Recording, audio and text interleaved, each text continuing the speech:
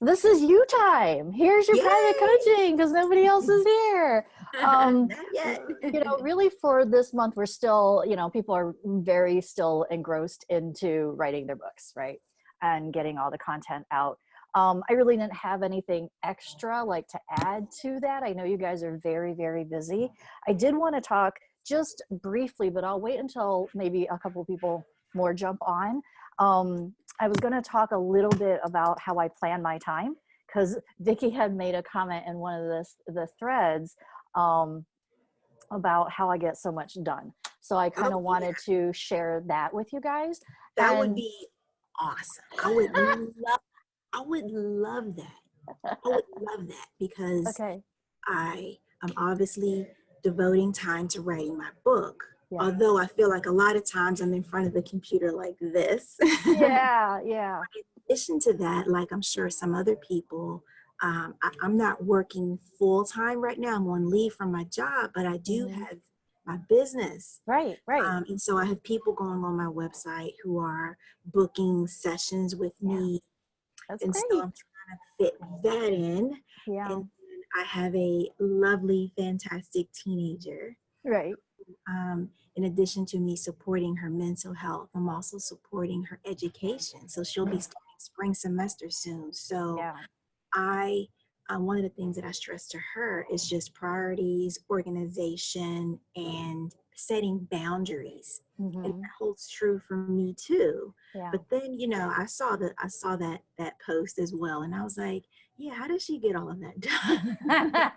Especially It's because I really do most of it myself. I do have an intern sometimes and I do have a VA I can ask for help, but a lot of times I just do it myself. But we can get into that. Did you want to talk about that right now, or did you want to talk about some of the things that maybe are on your mind writing your book? Where is it that you need help? Let's wait. Let's do it as if everybody is still here, right? okay. Even though it's just you. So this was Okay. what I was going to have people share. I put it in the chat. So what's a win that you have? Number two, Okay. what have you accomplished since the last time we met? Because it really has been, it's been a month. I feel like I haven't talked to you guys in forever, even though we Right. had those other training things. And then thirdly, where do you need help? So let's start there. Okay, sure. So let me see, what's one win? Well, first of all, Happy New Year to everybody, Yay. because Yes. this is our Happy New first Year. time meeting in the new year. So I'm really excited about that. Um, I think one of my wins is just that obviously there's been a lot of, there's always going to be things that sort of come up, right? Things that creep Mm-hmm. up, things that try and you feel like you have to drop what you're doing. That's my Yeah. tendency. I have a tendency to be like, oh, let me drop this and take care of that. But just trying to remain focused on my book. I'm trying to think. I did have a win for today, and now I don't remember what it was. But it was good. Whatever it was really good. I'm trying to remember what was it. But I'm really excited that I think I have 3 appointments this week Mm-hmm. for people who wanted to book sessions with me. I've actually Awesome. 2 people have come on as clients who want to Yay. work with me. That's a big win. Yes, Yay.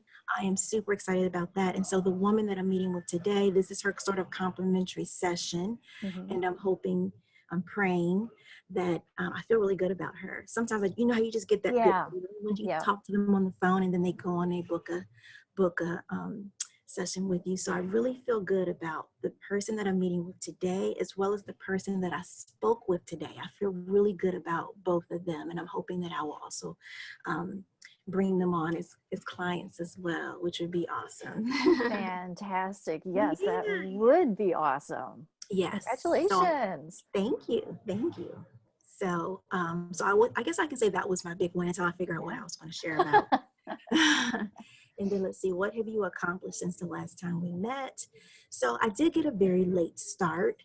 I got a late start because my doctor actually called me and said some of my tests came back in, not normal range, and I had to do some more tests. And so it was a lot of Mm, back and forth and back and forth. And it was really hard for me sit down and relax enough to, and I know you talked about taking a bath. So let me tell you, I feel like I'm the cleanest person on the East Coast right now. I feel Yay. like I have the cleanest, the most immaculate house, the most immaculate yard, and I'm the cleanest person because I've been like cleaning, just trying to clear my mind.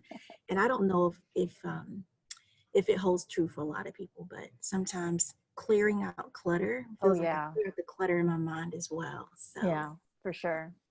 so yeah, I've gotten a start. It's a slow start, slow and Good. steady. I'm still determined to finish and finish strong. So Good.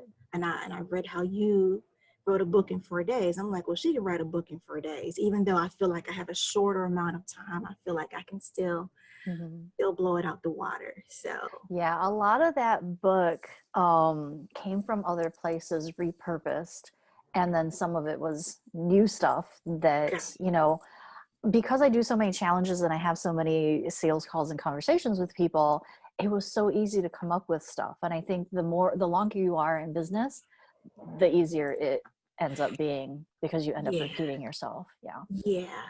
So I'm glad that you brought that up because one of the things that I felt like I needed to jumpstart my battery, if you will, um, one thing I actually started doing is I started being in a library, which I am now. I'm in a section of the library, or being in the bookstore. I think Hmm. the Yeah. call with Ina, I was actually in the Barnes and Noble. Okay. So something about being in that environment, getting inspiration from being Yeah. around books kind Yeah. of stirs my juices a little bit. So that was Good. one. Then the other thing was some of the things that I wanted to write about. So for example, I've done a few Hmm. Facebook lives or interviews or podcasts. And so kind of taking that content. I've written a few articles, so borrowing that content. Hmm. And I've also done some journaling. Like I actually wrote a love letter to my oldest sister who passed away. Mm. And I wanted to write something in my book about her. And so Oh, I that's kind of sweet. I use that as sort of, Mhm. a way to kind of to help me there. So I'm glad you brought up about repurposing, Yeah. reusing, rinse and repeat, I guess they call it. Exactly. I mean, do it for your book and then use it from your book to those places as well. Like it goes both ways. Yeah. And what's really good is if you have interviews, podcasts, Facebook lives that are set to public, like they aren't in a private group, then what's cool is you can use those links inside your Kindle and they can hyperlink. So you could talk about it and then say, hey, if you want to watch me talk about this, or, of course we're going to say it in a juicier way, but, click this link and you can hear more, or I go deeper into it. I did this Facebook live about this exact topic where I share a little bit more about blah blah blah, give them a little enticement to go click on it. Then your book becomes way more interactive, and now they get to see your face. You don't have to go make new videos to put in the book. You already have them. So if you look at my Easy Writer book, there are links going out for different things Oh, inside okay. it. And then in the print version, what I ended up doing was using that bit.ly link to shorten Oh, the yes. links Okay. so that I could Yeah. put them in the book, and then they would be really easy for people to type in. In the Kindle, it doesn't really matter as much. Of course, a big, huge, ugly link doesn't look fantastic, but you can hyperlink actual words in Kindle Oh, so okay. that they can just go there and they don't really know what the link looks like. But in Oh, the okay. book, you can't do that. Got But it. I love using stuff like that because it all of a sudden that experience now is interactive. It's not just a book, and it's all about creating this experience and making it different and having people go, oh, what, her book really stood out and these are things. And then she gave me extra videos and things that I could watch, and that's where you really start to stand out. Oh, that's awesome. Yeah. So that reminds me, I have a question.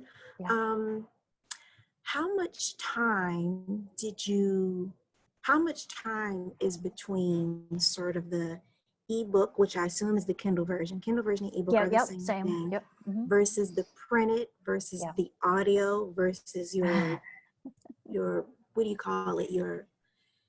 The sort of supplemental free, not, what am I trying to The say? workbook type of thing. Yeah, like a workbook or a Okay. journal or something like that. Yeah. Yeah, good question. So basically, when you have your ebook, that's going to be the first thing that we launch. So Okay. your ebook, we're going to launch at 99 cents. Is going to be like, hey, huge sale, it's a launch, and whatever, it's just coming out, so you get this awesome deal, right? Okay, Go that grab sounds it. exciting. It's only going to be 99 cents for a day. Now, some of my people come back on the second day and go, we extended it, you know, but Okay. it's not necessary in the sense that you will have enough sales on the first day if you follow the Okay. plan that you will hit bestseller. Like all my people hit bestseller in 24 hours. Oh, So wow. That's awesome. yeah, there was one time in Canada there was a glitch and she wasn't seeing her statistics and she was freaking out, and so she contacted Amazon. They're like, I don't know why your status isn't being calculated. So that was the only time it didn't happen, but it was only because, like, I don't know what was up, some quirky thing in the Okay. system. So just Okay. know that sometimes that does happen, but you know, it was 1 out of 100, so not very often. So that's what you're going to put out first. With that, you want to have the workbook available. So like that freebie that Ina was talking about, your workbook is a freebie companion to your actual book. So you want that's to have what them ready at the same time? Yep. Oh, okay. Yep. And it doesn't have to be anything huge, long, and complicated. You know, it can be short and sweet, to the point, something that is going to help them along the way. Like some people will do bigger things where the workbook might be part of what they use in a workshop, you know, and some people might just have like a journaling type of workbook that you would have questions at the end of each chapter. So here's a summary of your chapter. Now go to the workbook companion and answer the questions. Answer the 3 quick questions for chapter 1. Okay. And then you might have 3 quick questions for chapter 2. Maybe in chapter 3, you had a video, right? You had a video that you sent them to. Chapter 3 might say, what was your biggest takeaway about the video and how can you apply that to what we're learning? So it doesn't have to be like these earth-shattering, huge, big deal things, but it's something that will complement and take their learning to a different level, because when people actually do activities, they internalize better and they create that momentum to keep going. The people who are going to download that workbook companion from you are going to probably be your top prospects, because they are the most interested and they are also the ones taking action. So it's also great for you because it's an indication, right, how interested they are. So they might buy the book from Amazon, or they'll buy it from you directly later. And then when they download that workbook companion, that's like a trigger, you know, like, you know, that person's a good person to go after. Okay. So you want to have both of those ready at the same time, especially because Amazon gives you this look inside feature. So when your ebook gets uploaded, the first 10 pages get shown.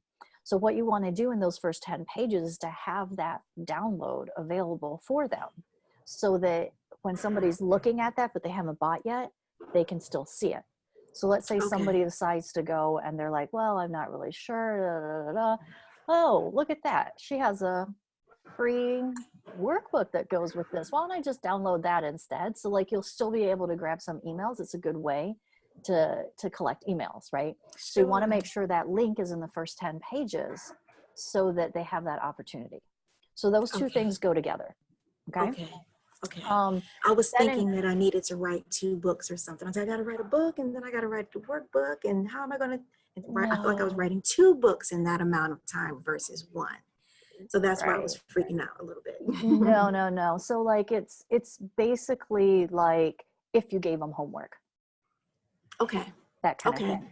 Right? Or like I said, if you were doing a class, or maybe you're thinking about, what would this be like if I were going to create a course? Because like, that's the next thing. Month 5 and 6, after we're done writing the book, we can turn the book into a course if that's what you want to do.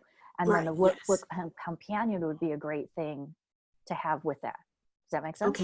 Yes. Okay, so those 2 things go together. And let's say you launch on February the 1st, just as an example, right? The earliest you want to put the print book out is February the 2nd, because you want to make sure that people don't have multiple choices. Your book is going to have 2 different ISBNs. Whether you buy one or you use one from Amazon, they're going to have 2 different identifiers. And because they're 2 different identifiers, Amazon considers them 2 different books. So that means that if you have both options available, or let's say you have the audiobook, now you've got 3 options available. Now you're splitting your sales, where we want to have all our sales, like, it's about number of sales and velocity of sales, right? Number of sales in a given day. That's how you get to bestseller. So we only want to give them 1 option. Right? So if you decide that, let's say your ebook, you want to sell the ebook consistently for the next week after your launch goes out, you probably don't want to give them the print book option for a week. You know what I'm saying? So that's where I'm like, it has to at least, you have to at least give yourself a day to get to bestseller with the one option. And so the earliest you would want to do it is February 2nd. But what most people will do is they'll wait a week before they give the print version option. I have people wait a month before they give the print version option because they're just looking for sales of the ebook and they want to make sure that happens. Okay. And then when the print book comes out, you know, some people decide they want to do another launch. So like if you want to, you can, but it's really not necessary. I don't really make a big to-do about the print book being out, but some people are going to tell you, well, I really love the print book, so they're going to want to know when it's out. But just make sure when those people say, oh, I really, really want to wait for the print book, just say, hey, look, this is part of my bestseller campaign. And if you can just support me for this at 99 cents, I'm happy to give you the $1 when the print book comes back, you know, so that you can get the print book later. Most of them are never, ever, ever ask you for the $1, even if you offer it, but you know, make sure you offer it back. They're never going to ask you for it. They'll be like, oh, it's not a big deal. You know, I wanted the print. But what they don't understand is that this is part of the bestseller plan. They're just thinking, I love a print book and I want to support you with a print book. I get you to sign my print book. Like they're thinking it's something, you know, 80 some percent of the population still loves a print book, but you just need to let them know that the ebook is the first thing that's coming out. Your bestseller. And that's also because we can usually get it down, you know, to 99 cents. With the print book, you can't get it down to 99 cents for the sale. So it just kind of helps things out. Okay, so that's the print book. The audio book is not something that we cover in the program. I have not done the audio book in Audible, but they have instructions online on how to do it. Like there's certain qualifications on the BPS for audio. Like I don't know what any of those technical things mean, but they have certain qualifications for that. You have to record your chapter by chapter. They'll ask you to send in a sample so that they can review to make sure that it is actually up to par for what they need. The cover is square like a CD cover versus, you know, your other, so you'll have to make another graphic for it. And that's pretty much all I know. It's not terribly hard, but I just offer my ebook as a zip audio download. Because I think I listened to the beginning of your Easy Writer, your why story. It was, for some reason, it was more powerful listening to you tell your why story than reading it. It always is, right? And they always do love to hear an author read their book. You know, when I've heard other people reading somebody's book, I'm just like, wait a minute, is that them? That's not really them. But they do sometimes do a really good job finding people who sound like you. But then you have to pay the person and then, you know, whatever. So here's the thing though. The reason why I don't bother and I don't really make a big fuss about the audiobook is because I still want to collect all the emails. Every time we use another platform, we're giving up our contact information. And I would rather them come and buy my Easy Writer book through me now, get the PDF, get the print book directly from me, because then I have their email address. And I'm not saying it's bad to have sales on Amazon. It's great to have them, but that's also why you won't see people like my past clients have a ton of reviews on Amazon, is because after the launch date, we pull that book off. I mean, we don't, but we do, right? We're not really pulling it, like we're deleting it off of Amazon, but we are now focusing our marketing efforts on selling the book ourselves rather than selling it through Amazon. Like we are using Amazon, like we are just using them.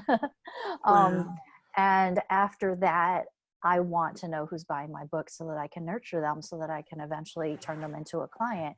And if Amazon is in control, you know, you have to depend on that person reaching out to you. And we all know how that works, right?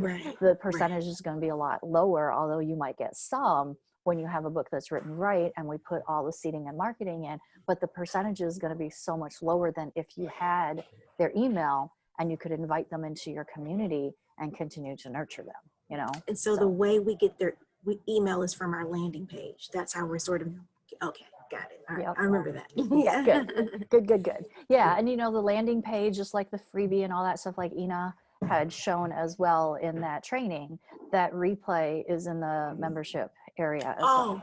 Okay. So yeah, it's in the call replays area. Okay. Yeah, Right, so you can good. rewatch it, pause it, you know, Yeah, go back and yeah. forth, because she went over a lot. It was really good. Oh, good. Yeah, I'm glad. I hated that I had to jump off, but I already had that appointment. They're so hard to get. So. Yeah. So the landing page creation, you know, all of that stuff totally applies to any time that you're collecting an email. Whether So, you're offering a book, a template, a, you know, whatever, and you're collecting the email, that's how you're doing it. Except for like if you're actually having them purchase the book, they're going to go through a checkout versus right. sending, you know, putting their email in to get some like free first chapter, free three chapters or whatever. Yeah. So is the landing page something that we should do now, or is this something that we're going to do in the marketing phase of this course? You will want to make sure that they have a landing page to get your workbook. That's the thing that you're going to need when you launch. You're going to want the landing page for the workbook so you can collect their email. Okay. Yep. Okay. Other than that, you know, we'll do some stuff after the book is out for creating your whole book funnel and all that stuff. But for the purposes of the launch, your workbook needs to be an email collector at that point. Okay. Yep. Okay. Make sense? Yes. Okay. Fabulous. All right, cool. So where else can I help you? So yeah, I think a lot of it is probably just with how you best some tips for how you best manage your time and get all of those things done. I imagine you're at a point in your business where a lot of things are automated, and I know that you're probably doing a lot of stuff yourself, but not everything yourself. I'm sure you delegate some things. I am a I'm sure okay. that helps. This is one of those don't do like Vicky. You should delegate way more than I do. I'm a bit of a control freak, and I think sometimes I give myself short timelines, and then I go, oh well, that's not fair for me to give it to my VA or have somebody else do it because I'm not giving them enough time. And what I learned from that is that even though I have short time frames with things, I can go to people and say, hey, this is my timeline and I know it's short. Will you be able to meet that timeline and can you help me? And then they have the ability to say yes or no, rather than me saying, oh, I'm just not going to ask them at all. So that's number one with delegating. Now I have done most everything that I do with only having a VA or an intern. But I think that part of the reason why it's, and I air quotes, easier for me is because I do a lot of things that I've been doing. And so there's a system for each of those things. But we'll get to that in a second. So the first thing I wanted to share was, so what I did was I created this thing and it says Monday, Tuesday, Wednesday, Thursday, Friday.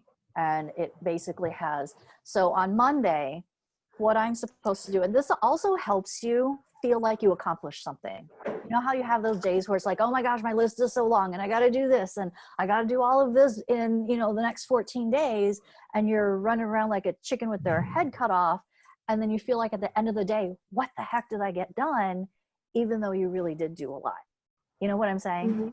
Okay. So like for Monday, I have watched content from my current programs. That means my coaching program. So I am also being coached by 2 other people. So I have programs that I'm in that I get to, you know, grow and learn. And because I really do believe that having a coach pretty much all the time is one of my secrets to success. Coaches need coaches. I always say that. Yeah. So I have high level coaches. They're amazing.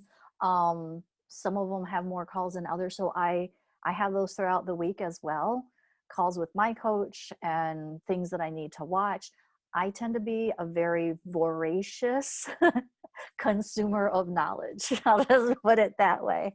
I am the knowledge seeker and I love being fire hosed. Well, so Monday is watch content from my current programs that I'm in, or rewatch something for whatever's going on. I tend to do that while I am on the treadmill.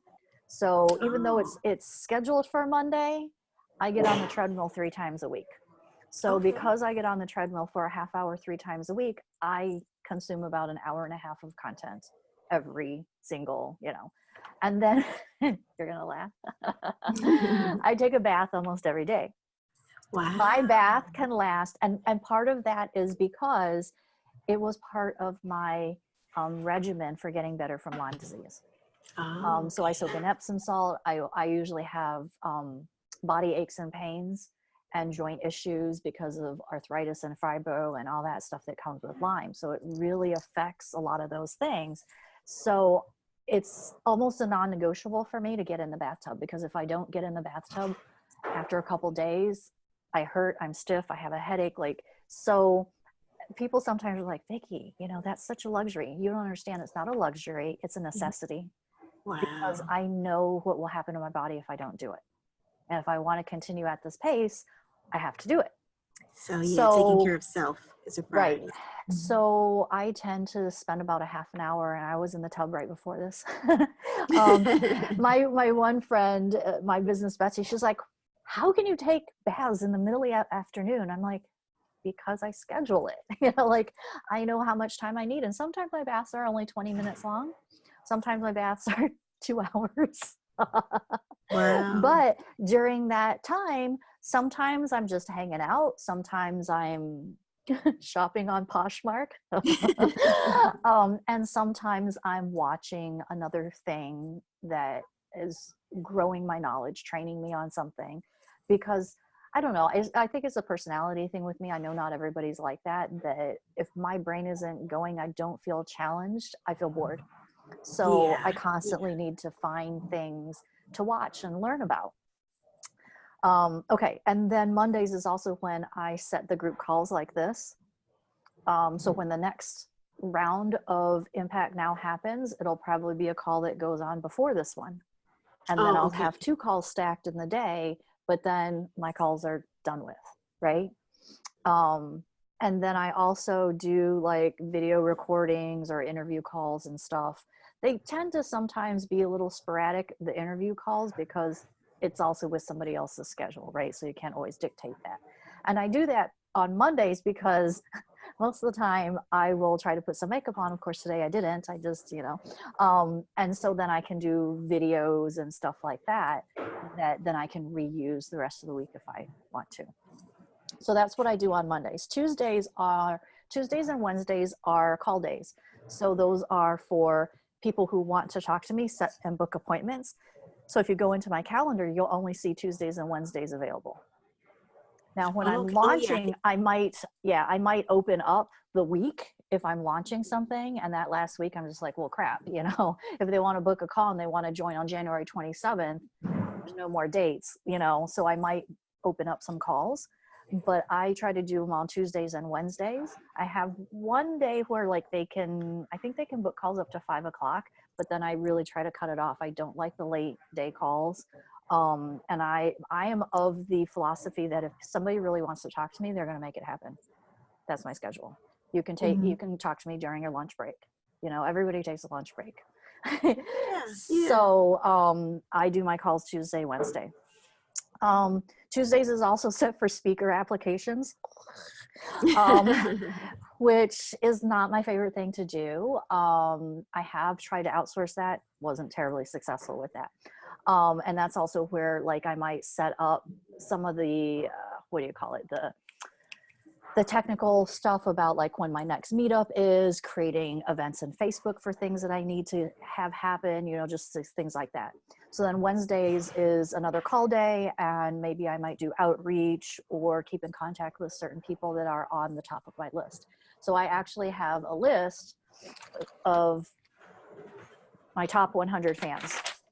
Oh, wow. So I want to make sure that I'm keeping in contact with them, and then I also have a list of people who joined my Facebook group and what they said and when they wanted their book written and Oh, who's wow. responded and stuff like that. Because a lot of business is really personal outreach. Again, not my forte. I don't love it. But I schedule it this way. So it's like, okay, each day I know this is what I'm supposed to do that day. If I have time for extra, then it's just a bonus, right? And then you also let yourself off the hook of, oh, well, I didn't do this, or I didn't feel like doing that, or I didn't, whatever. It actually gives me a little bit more of a, oh, you know what, I can do that because I have the time and I feel like doing it and I got my other stuff taken care of. So if I don't have a lot of calls and I don't have a lot of outreach and I'm all set up with that, then, like Wednesday, according to my schedule right now, is actually done at 3:00.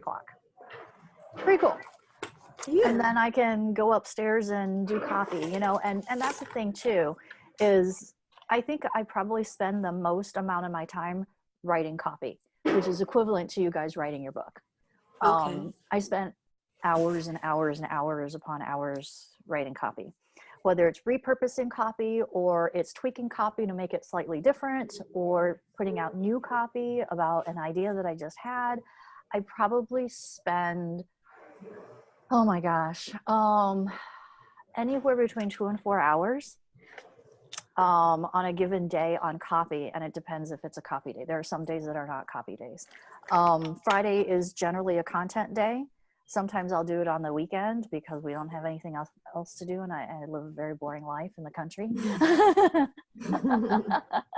Like, if my husband says to me, hey, you want to go out and do this or whatever, yeah, I don't have anything else to do, but he's usually busy. He's been studying for his realtor license, so he's been very preoccupied with that. And so it's just opened up time for me to do other things. As like I said to Vicki, I just ignore my children. My children are a little bit older. They're boys. And so they don't like, my daughter, when she comes home, wants to do stuff with me. It's a little different. Mhm. And she's like, let's do this. And let's make gingerbread houses, just stuff like that. And the boys tend to be a little bit different. Nathan's a lot more quiet. Trenton would love to do stuff, but he tends to sadly be on the computer all the time. Mom, I feel like, oh, that's a mom fail. But they're very independent. I think part of it is because when I was so sick with Lyme, my husband trained them to be very self-sufficient. Gotcha. And he was like, you may not bother your mother. Don't go bug her about anything. Don't, whatever. And I don't know who Cash America is. Someone's using a cool name. I guess so. Say hello. Tell us who you are. So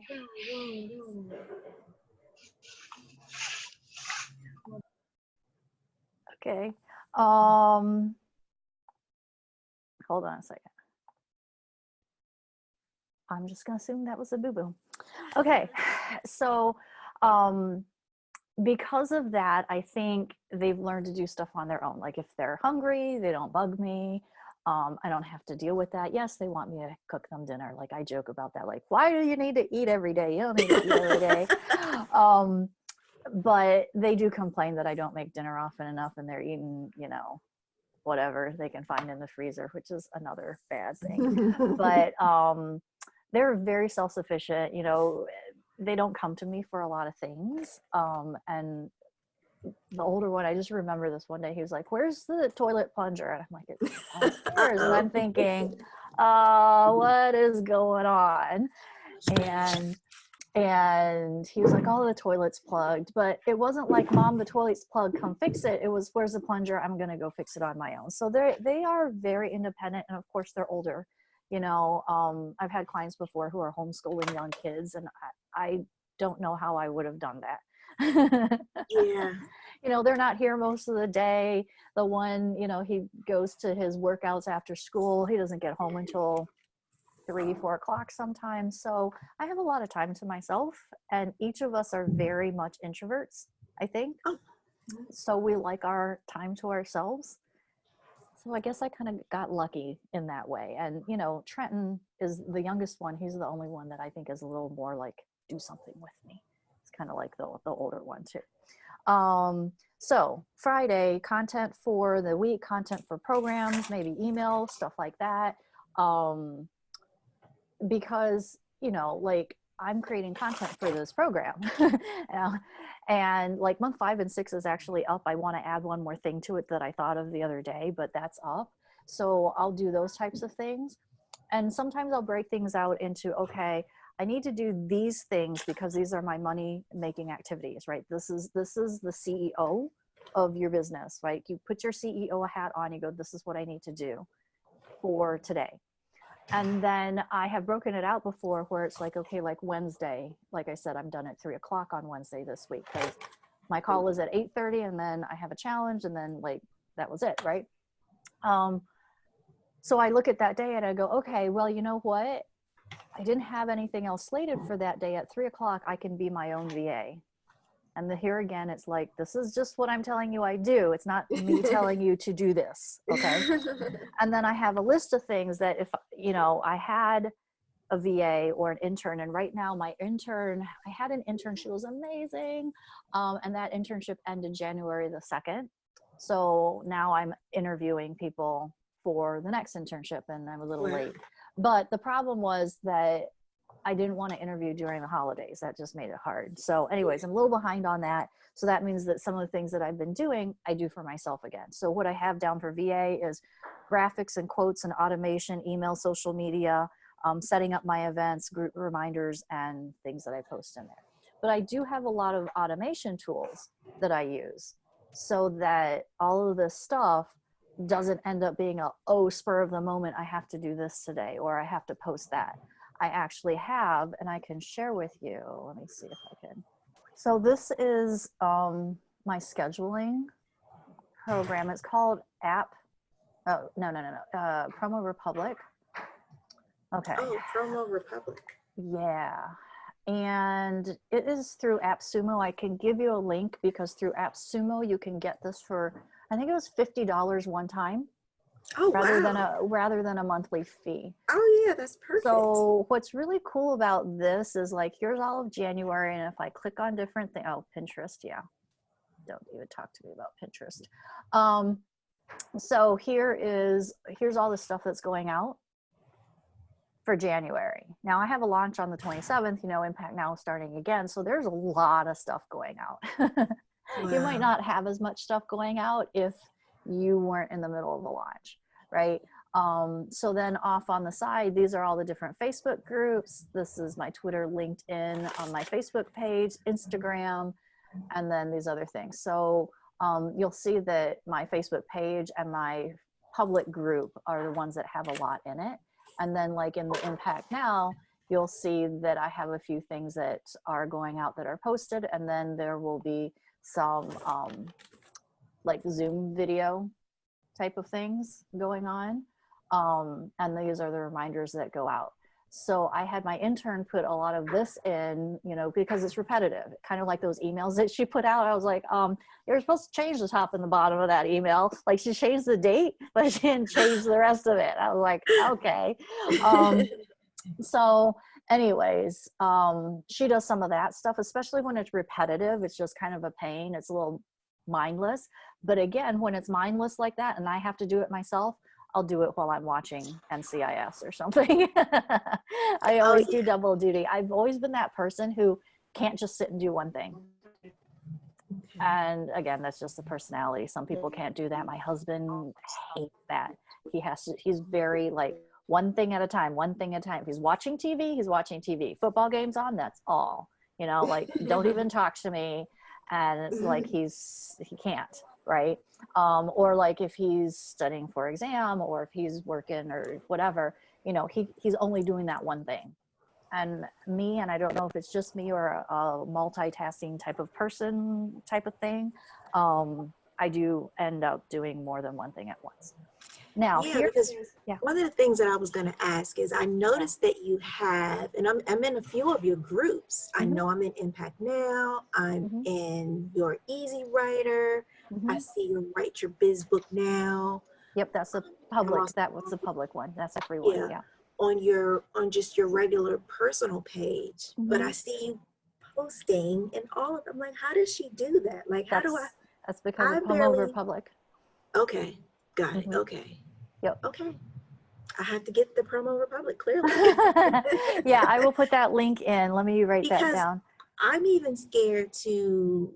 I'm scared to put my sort of group because I know that I have to keep putting content in it. I don't want it to ever go Okay, let me stale. show you this. Let me show you this. Hold Okay. on a second. This will blow your mind. Okay, so in Promo Republic, what is really, really super cool is this thing called Post Ideas. Oh. So you go into here and Ah, look. wow. Now, some of them don't apply, but some of them could be really cool, right? I Like here, love this. the expert in anything was once a beginner. I don't know why I'm pointing to my screen as if you can see me doing it. I'm pointing to my screen. So you could take this, watch. So you click on that. And then let me say I want to, and I'm actually going to do this. Let me post it in, oh no, not that one. Where am I? Write your biz book. And then which one? Oh, here we go. Yeah, that is the right one. So this is my Facebook page. This is my free one, right? And then I'm going to say schedule. And I'm going to pick a date. Let's go with the 18th. You can change this time to whatever you want. I'm just going to leave it. I'm just going to leave it there. And then I'm going to schedule the post. Now, I had to connect it in the background, like there's text to connect it, but it's really easy through Promo Republic. It just kind of talks to each other. And you say that you want it on this page or that page or whatever, and it connects it. And then I hit OK. And now I can see in the calendar that on the 18th, Wow. there it is, set to go out. On the 18th. Oh, yep, there right it here. is. Yep, right here on the 18th, Awesome. it's set to go out. So Yeah. it's really cool. There's other things under post idea. Now this I haven't used as well. So you look at these things. There's articles. So these are articles that you could share with your, I don't know. Let's see if there are finance. Let's see if there's finance articles. There you go. There's photos, there's articles, there's all sorts of stuff. Wow. And so here we go. Show me the money, why women need to stop working for free. I actually posted that one before. Oh, I love that. So it actually makes it super easy for you to find stuff. And yeah, you do have to read through because they're not all appropriate. So like this one might be really great for any entrepreneur, but me, because it's books, right? 20 books billionaire Bill Gates recommends. Cool, right? So you don't have to come up with all this content all the time. But of course, you want to intersperse it with the content that is applicable. Like you definitely do want topic specific content. But what I'll do and what I tell people do is like go and think about what you're going to do. So let's say it's your book launch that's coming up, right? So what do people need to believe? What do they need to feel? What do they need to know about your topic for them to be excited to want your book when it comes out? And then go and create as many different posts or things that you can. And they don't have to be long either. Or it could be a question, right? It could be a question like, how much debt did you have after coming out of college? Maybe they don't want to tell you that. How long did it take you? How long did it take you to pay off all the debt from your college after you graduated? Just things like that, right? So there's different purposes for different posts. So some of them are going to be engagement posts. Some of them are going to be informative posts. Some of it is going to be get to know Rhonda posts, like storytelling stuff.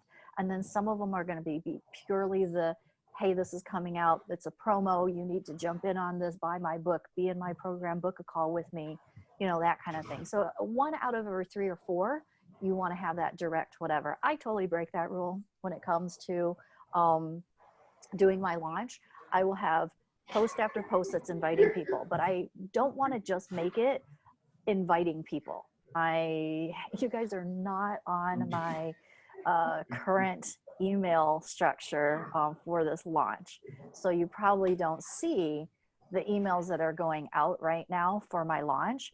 But I put out 2 emails. One yesterday had no call to action at all. It was talking about the desperate yes and how you take those clients just because you're desperate for a sale. And then I kind of hung them out there and said, hey, and I'll tell you the rest tomorrow. And then today came on. and then I talked to them a little bit more about it, and then I made an invitation. So I usually try to make it interesting. And then there are some of them that are, like I said, purely, hey, did you see this? It's coming up. You need to get in on it. Click this link, join us. So yeah, that's how I do it. If you want to get more about that, in Storytelling for Stages and Pages in Module 5, there's a whole social media content calendar thing in there if you want to watch it. Wow. But Okay. for you guys right now doing the book, your book should be giving you so much content to put out in social media. You should be like waterfall. You know, it can be very simple. A shot of you at the library, a shot at you at Barnes and Noble saying, I find that my creative juices flow better when I'm surrounded by amazing books to write my own. Where do you find your inspiration? Boom, Ooh. there you go. You know, or a shot of your screen going, hey, I'm on chapter 3, and maybe you've got a coffee or a latte or a smoothie or something, and this is my prize for getting done with chapter 3. Like, I don't know, just little Yeah. things that are behind the scene. It doesn't have to be earth shattering. And then different parts of it, you say, you know what? And you might use like the book story or the stage story from Storytelling for Stages and Pages and say, you know what? There was a time in my life when blah, blah, blah, blah, blah. And I know so many other people have been or are going through the same issue. And one of the reasons why I'm writing this book is so that I can touch those people that I won't be able to touch personally one-on-one. I would not be able to touch nearly all the same amounts of people just by myself. But I know with my book, I can reach around the world with this message. And that's why it's so important for me to write this book and get it out there so that I can help all those people, so I can share with you, so that you might be able to pass this down to your kids or, you know, whatever it is, right? Mm-hmm. And you just leave it at, you can just leave it at that. Like, not every single post has to have a call to action. Although, you know, I teach about that a lot, like always bridge it in, you know, but it doesn't, every single one doesn't have to be like that, only when you're using that particular framework. But like, you can just leave it there. Or you could say something like, what drives your mission? What's important to you in your life? Why do you do the things that you do? What gives you meaning? You know, just like things like that. So that people start to see that you're writing this book, know that it's coming out. And you can even say, you know what, my date is da da da, and this is when I'm launching it. And holy crap, am I nervous about all the things that need to get done. And it seems like a huge list, but I am committed to this vision because I'm committed to you. The book is not about me. This book is about the people that it's going to help. And I know the longer it takes me, the longer people are waiting. So I know I got to meet this deadline. You want to be my cheerleaders? You know, like, I don't know, you can be kind of, just be your personality, you know? Mm-hmm. Yeah, so like there's all sorts of content. You just have to, I think once you get started and you start seeing that, and it starts like, it just starts flowing out that there are all these other things that you can talk about. But, you know, like you said, like, I am always on Facebook. Facebook is my stomping ground. I love Facebook. Facebook was one of those places that I think I might have told you guys that I wrote a story at one time called Facebook Saved My Life. And when I was sick, those 16, 18 hours in bed, that was my only window to the outside world. Wow. Those were the only people that I had to talk to. And so I have become very, like, there is an emotional something with Facebook with me because of that. And it sounds hokey and it's a little weird, but I mean, I am on Facebook almost all the time. It is like my constant companion. And I don't love the other platforms nearly as much. And I have friends who love the other ones. They're like, you need to be on Insta. I'm like, I know. You need to be on LinkedIn. Yeah, I know. And yes, I'm there. And I'm trying to expand because I don't want to be dependent on just one place. But I post a lot of my family stuff there. People know about my kids, my new shoes, you know, all of that stuff gets posted there. And here's the thing, guys. Sometimes, okay, I'm going to let you in on something. Don't tell anybody. You ready? Yeah, don't tell anybody. When I post my outfit and I say, which pair of shoes should I wear? I already have picked the pair of shoes that I'm going to wear. I don't really care what they're going to say. And I am just messing with the Facebook algorithm. I had a girlfriend write me and she goes, quit asking people about what shoes to wear. Go get yourself a stylist. And I'm like, are you serious? And I wrote her back and I said, I am playing with the Facebook algorithm. Leave me alone. I'm like, if you don't like it, just scroll by, you know? And I said, it's because when I post, which necklace should I wear? Which earrings should I wear? Which outfit should I wear? Which shoes should I wear? It's a very easy, you know, response for people. Now, I do have fun with it too. I'm not saying that like it's just purely for that. I do have fun and I do read every single person's response. I also ended up in Facebook jail by liking too many of their responses in a row. Oh, wow. I know. So then I stopped doing that, or I only went in and I'd like 3 to 5 of them, and then I'd come back later and like some more. But I'm just curious, so you know, what are the ways? Because I noticed sometimes you are in Facebook jail. I'm curious to know how to stay oh, out that of Facebook jail. sucks. It sucks. It's when they think that you're a robot. Oh, okay. Yeah. So it'll be like, slow your roll. And I have another friend who like, I type very, very fast because I was a concert pianist. So I type really, really, really fast. I shouldn't say it like that. Really fast, not really, really, really, really fast. I'm sure there's people who type faster than I do, but I type very fast. And it thinks because of the speed of my typing that I'm a robot. Mm. And I have a friend similar to me who same thing happens to her, and she gets these notices from Facebook that it thinks she's a robot because of the speed of her typing too. So we're like, seriously, I just want to get my work done. I want to get this done, and you're slowing me down because I can't do it that fast. But yeah, that's how you get in Facebook. Got you. Yeah. Okay, so the last thing I wanted to say about the whole planning thing. So, for example, my launch, right, or like my 3-day challenge. What I have is, and this is from experience. You know how I told you some things, because you're doing it for the first time, you won't have this, and you might put together something that is incomplete that you're going to continue to add to until you have the full picture. So basically, I have this folder, and it says 3-day challenges. Mm-hmm. And I had typed in there, I wrote all the things that I do for my 3-day challenges. The ones in pen are the things that I have found out that actually help the challenges that I need to add to a list. So these are all the tasks, right? These are all the tasks that need to be done for my 3-day challenge. I need to have my 2-week promos, my social media, my email reminders in my group landing page with an intro on the top, day 1 to 3 emails for the funnel, reach out to all the participants, day 3, glad you came, you know, that kind of thing. Follow up with juicy bonuses, grab testimonials, share testimonials, upsell, create Google Forms, create graphics, automations, and promos. So like now I know every single thing that I need to do. So rather than this feeling like, oh, I got so much to do, I know exactly what I need to do so that on Monday, I'm going to write my 2-week promo, social media, and emails, because I'll use them double duty, or I'll vary them. I'll vary them to use. And then I go, okay, that's Monday.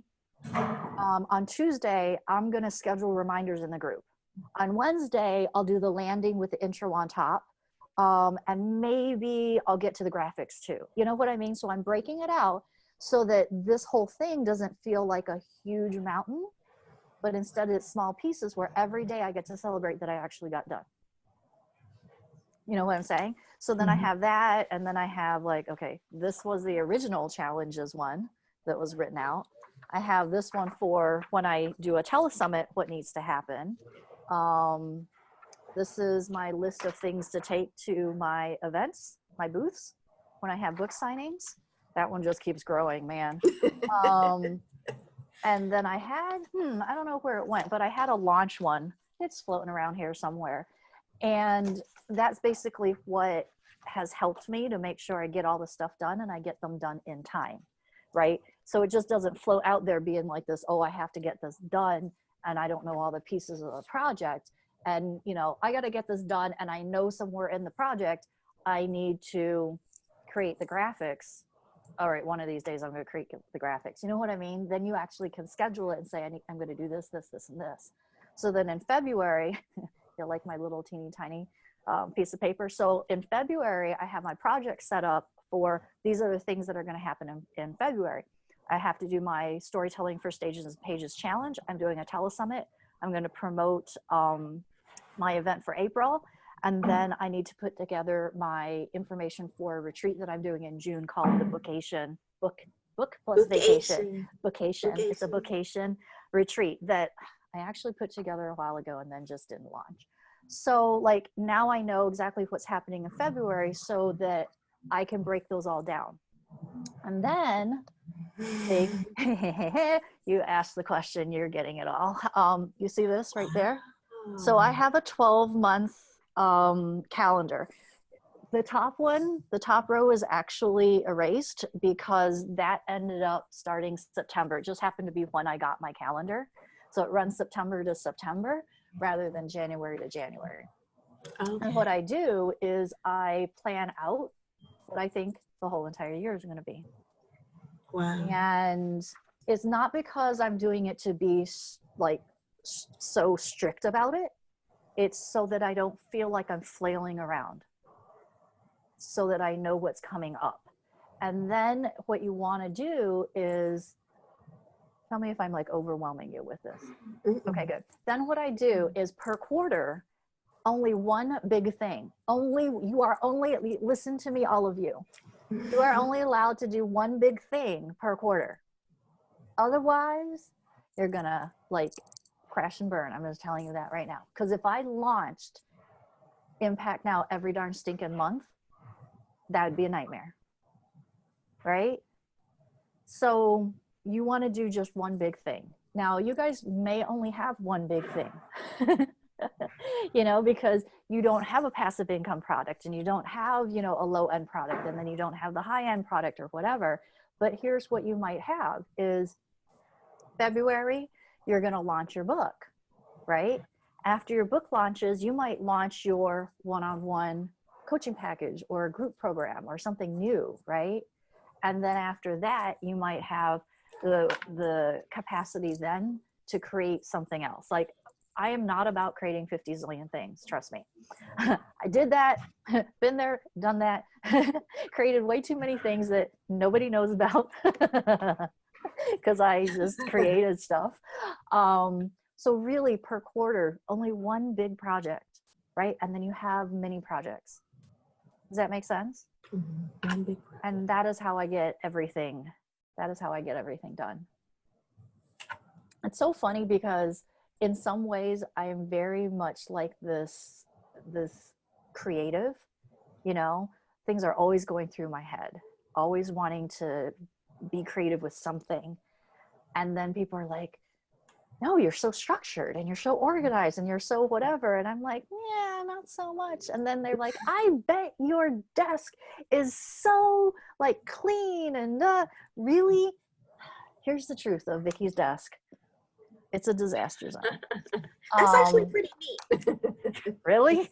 I'm one of those people who I have piles and then I have lists and then I have, you know, here's my pile that I don't want to forget about. Here's another pile that's really important. Like, don't mess with my mail pile.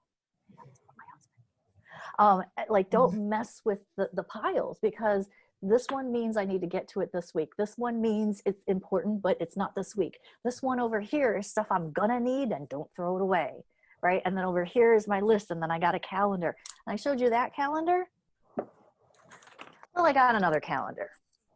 And then I have the, you know, it's like I have multiple calendars, multiple places for stuff. But somehow it all ends up working. And I think part of it is you just got to figure out for yourself what helps you to get organized and what helps you not end up freaking out, right? Because that's the thing that I think paralyzes most people is things seem so big or things seem so complicated that they don't even want to start it because it's just too big of a mountain to even want to start to climb. Yeah. When you're writing a book, yeah, how do you know if and how many opportunities to go after? What do you mean? So you're writing a book and there are opportunities for you to speak. Mm-hmm. I guess it depends on the person. Some people might be like, nope, I just need to focus on my book for the next month. And other people, I guess, may feel like I can do both. But I'm curious what the guidance is. What's the recommendation? I might be the worst person to ask this question because I'm the one that says yes to everything. I want it all. I want it all. I think sometimes, and here's the thing with like podcasts and telesummits and stuff, I've been asked on those and I've started to turn them down based on the audience, where I didn't used to turn it down. I'd be on anything and everything. I didn't care what it was, just so that I could say I did it and whatever. But I don't have enough time now to be on all the telesummits. So I've turned some down that don't have my ideal client in it.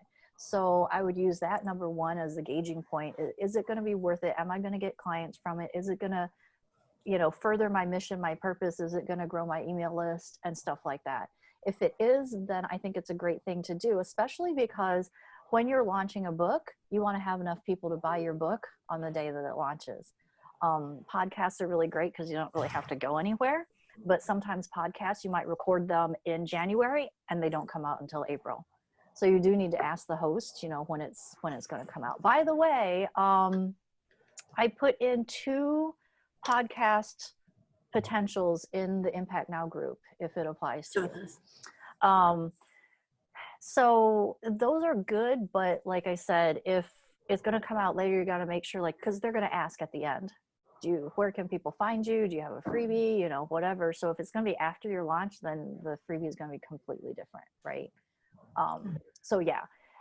In terms of speaking, it's all about what you can fit in your schedule. Like if it's close by, I tend to say yes to things that aren't a perfect fit if I don't have to travel to them, because it's easy, and you never know who knows who in town.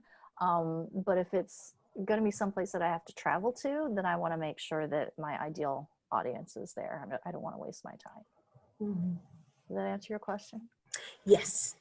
Okay. Because I periodically I'll get emails or someone will contact me on Messenger or Facebook asking about being a guest on a blog, writing for a blog, writing an article for a magazine, speaking on a podcast or Facebook or thing like that. And a part of me is like, no, just focusing on the book, especially because I'm a little bit behind, or maybe a lot behind.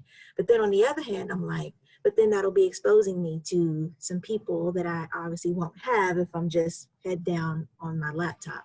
So I was just curious what the guidance was. If it's a guest post, here's the thing too, like a lot of times people have newer blogs that don't have a lot of traction. So you do need to ask the right questions. Who's reading it? How many readers do you have per month? When I ran my magazine 2 years ago, whatever it was, I did have people who were a little bigger saying, hey, it sounds really great, but why don't you ask me in 5 months when you have a bigger audience? They didn't want to waste their time. So it's totally okay for you to do the same thing too. You do want to be that coach that people aspire to get on their show, to us, that they're like, oh my gosh, I really need to have you in my magazine. Well, yeah, but I'm not going to waste my time if you have 3 people reading your blog.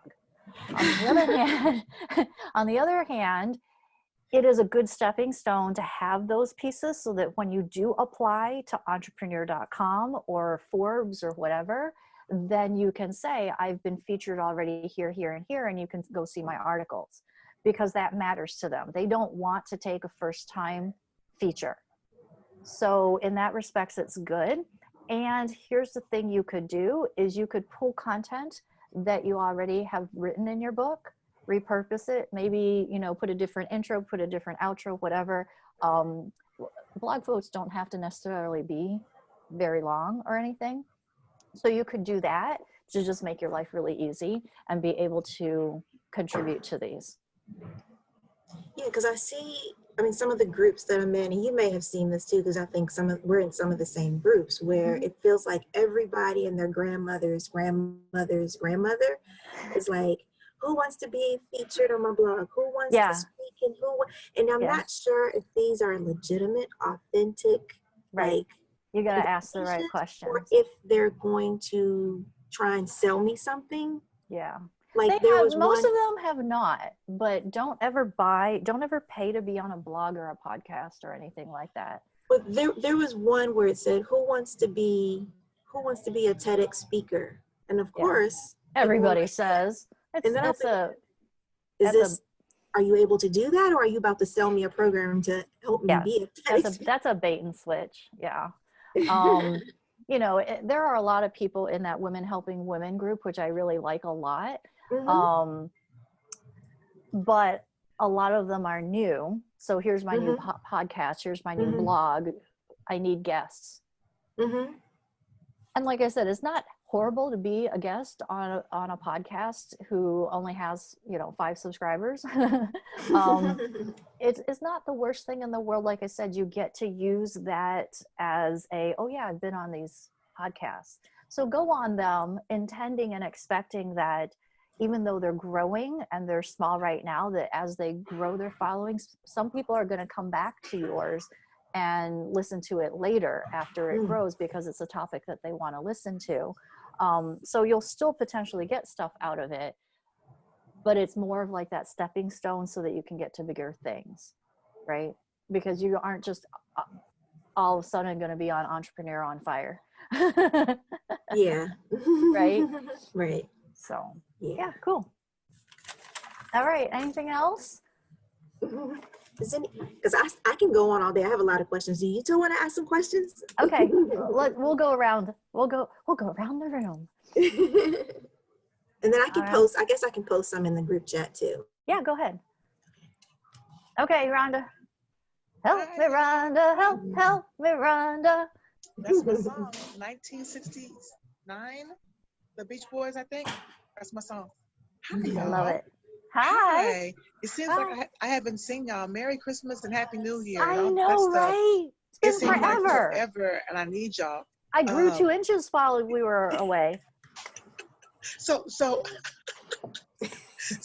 first of all, congratulations on your shoe line. Thank you. I sent you a text on. Oh wait a minute. Okay. On what you should name it, but we were having technical difficulties with our old line, so I don't know if you got it. But I said, dang it, it was really good. I said you should be called Big the Chick, but you spell it CHIC, like it's chic, but it's Vic the Chick, and then you have like a fancy line, but have a gym shoe that matches the fancy line, because lots of girls can't wear heels like me because of my. Did you see my gold sparkles? No, I did not. I just saw one shoe. Yeah, and then your shoe son is bomb. I love his tennis shoe. I know, right? He's been saying he wants the tennis shoe line. I'm like, okay, well, you can have it under mine, but like you can't have your own. Right. Because we're not doing a whole nother thing. But Yeah. anyways, there is a strappy gold one. If you go to the link and you go to the bottom, you'll see a strappy gold. Yeah. Yep. I have to go back and look. But I said, go big. That's so awesome. But I had the whole outline and I pushed in, but I don't think you got it. I said, she didn't say anything. And then I went back and I couldn't find it. So I said, maybe it didn't go through because a bunch of our stuff wasn't going through. I wouldn't have ignored you. I wouldn't have ignored you. I know you wouldn't have. Yeah. Okay, so I have questions. Okay, so first of all, I've been doing really good. I'm actually writing now. Like I know. Like I'm not going. I don't have time. I'm at work and I have to cook and I have family. I said this can make me stop my 9 to 5 if I can do this and do it right. And even if it doesn't, this is something that I really want to do. So I got to get busy. Can you guys hear me? Put this earpiece in. Yeah. Okay. So my goal was 5 chapters, right? Mm-hmm. And when I was in the first chapter, okay, so my first chapter is it's ICU. Like, chick, you need ICU, and ICU is it is identity check unification. So it's an identity check for yourself, right? So I have them. And I'm actually going somewhere with this thought. So So I have them just trying to figure out who they are first, because you can't do anything until you know. So there's questions like, who are you? Where are you going? And I said that you're probably going to get emotional when you have to really do a check on who you are. And I said that there's one person that you have to share this with, and that's the chick that's in the mirror, because you can't lie to her, right? You can lie to folks, right? So what I want to do is either have a second book that they can write in. Yeah. Okay. So my question is, do I just tell them to get a special notebook, or do I have a special book extra that they can use? Because I want them to like write. Look at me writing in the air, y'all. Who are you? What are you? Where are you going? What do you think your gifts are? So Yeah. I didn't know if I Okay, should have a book. so this totally goes along the lines of what Rhonda was asking earlier about, Yeah, Rhonda. you got the book, you got the ebook, you got the printed Yes. book, you got the audio book, you got the workbook. Like, where does this all fit in? Yeah. And this would be the workbook companion or the journal companion to your book. And this is the freebie that comes with your book. Okay. So inside your book, you're going to have a link that says, here, download the journal companion to the book. And then you're going to grab emails from that. So did you guys see the landing page training? We were having some technical difficulties, Okay, so and we lost a lot of stuff. There's a replay in the membership area. Go watch that. It is so What's good. it called again? What's it called? It is in the call replays, and it is the freebie, how to create a freebie training. I think I saw that and I couldn't go back to it because I don't know. Well, the replay is there, so you can go watch it. And it shows you step by step how to create the freebie, where to host the freebie, how to create the landing page, all of that step by step. So use that, number one. And then what you want to do is you want to put it in the first 10 pages of the book, because there's a look inside feature on the ebook for Amazon, right? Like when you can go there and you'll see books and it has a little thing on the top. It says, look inside, and you can click it and it flips open, right? So you want to make sure that that offer for the journal companion that they get for free. So it's kind of like hey, as a gift for getting this book, I want to give you the journal companion that goes with it so that you can follow along and have an even deeper experience. I know you're going to say it in a cooler way, but a deeper experience with this book, because like kids won't want a deeper experience. Anyways, so then that also means that people who don't buy your book can still click that link, and you could still potentially get people who get the journal that don't necessarily get the book, while the journal, it's better with the book. Like everybody knows that, right? Yeah. But this is the way that you're going to collect the emails. And what I was saying to Rhonda is later on, when you're selling the book yourself, right? And you still have this link in there and people are saying, oh yeah, I want to get that journal. And that journal really is just a PDF that they print off. So they're going to print it off on their computer. You don't have to create another book or anything. It's a PDF. Okay. And that PDF in that training that Ina did, you'll see exactly how to do it. Okay. Okay. And then, it's not no extra cost to them, no cost to you, that kind of thing. But the cool thing is that now you have those emails of the people who downloaded the journal company. Those are going to be your hottest people. Those are going to be your best prospects, because you know that they were so interested that they wanted that journal thing to go with it. You know what I mean? Yeah. So those are going to be your hottest prospects. Awesome sauce. Awesome. Okay. And then so I know that we have to do like people want to know us, right? And so my husband's like, babe, you gotta make sure in every chapter we write something about you. And so do I have to do that in every chapter? Both of y'all going? Gotcha. Okay. Oh yeah. So here's the thing. It's about you, but it's about them, right? Yeah, all of our stories that we tell are our experience, but it's for them. Okay. Right? So it's not like Rhonda's so cool. Rhonda did this and I did that, and come be like Rhonda, because if you're like Rhonda, your world is perfect. Then you messed up. That's right. Okay. People don't want to hear that. What they want to hear is this is Rhonda. She's a screw up. You know what I mean, right? Yes, I But do. even though all these things happen, guess what? I learned this, this, and this along the way, and you can use it in this, this, and this way in your life and learn from my mistakes. You know, like as parents, that's what we tell our kids, right? Yeah. Learn from my mistakes. Quit making the same darn stinking mistakes over again. I know you want to go live your life, but I already see that freight train Yeah. coming. Yeah. So your stories need to follow that book, you know, the book frame, and that's in Storytelling for Stages and Pages. It is also in your actual month 2 through 4 as well.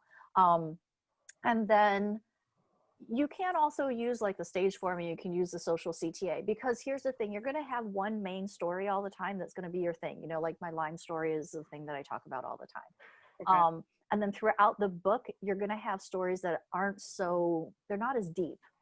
Okay. Yeah. Right. But they're still going to illustrate a point, illustrate something that happened with you. The only thing I can think about right now, because me and Rhonda were talking about, really, do the kids need to eat? Like, you know, like I could totally talk about a story, you know, every day. The kids are like, what time is dinner? What are you going to eat? Yeah, what are we going to eat? What are we making? And you know what That's my daughter. you know what I started telling them? I started telling them, you're having boogers and eyeballs. That's what we're having today. Boogers and eyeballs and boogers and eyeballs. So now it's a really funny thing that I'm just like, that's what I'm fixing for you. And now they go, we want the crunchy boogers. That's good. And the squishy eyeballs. Like the explosive, you know, you bite into them, the eyeballs explode. It goes, Yeah, so I'm not really sure exactly where the story is going, but if I were to tell that story in the book, it would connect somewhere. Yeah, it would. and teach some sort of lesson. I don't know what lesson that is, but like what I said, it's not a deep story, but it's something that you know you guys can relate to, right? Yeah. The kids absolutely. bugging you and bugging you and bugging you and whatever, and then use that as a teaching and learning opportunity, because people really remember things better through story. Yeah, and do. they see themselves in you through that story. And this is where, like I keep talking about, you know, the book needs to be an experience. This is where it becomes an experience, right? The storytelling is the magic sauce in the experience. And when you layer that story with the learning or what your takeaways were and how they can apply it to their life, or use it for what you're teaching in that chapter, that's where it really gets good. And then they'll be like, oh, that was amazing. I wonder what she has, you know, in the next chapter. And then it becomes that page turner.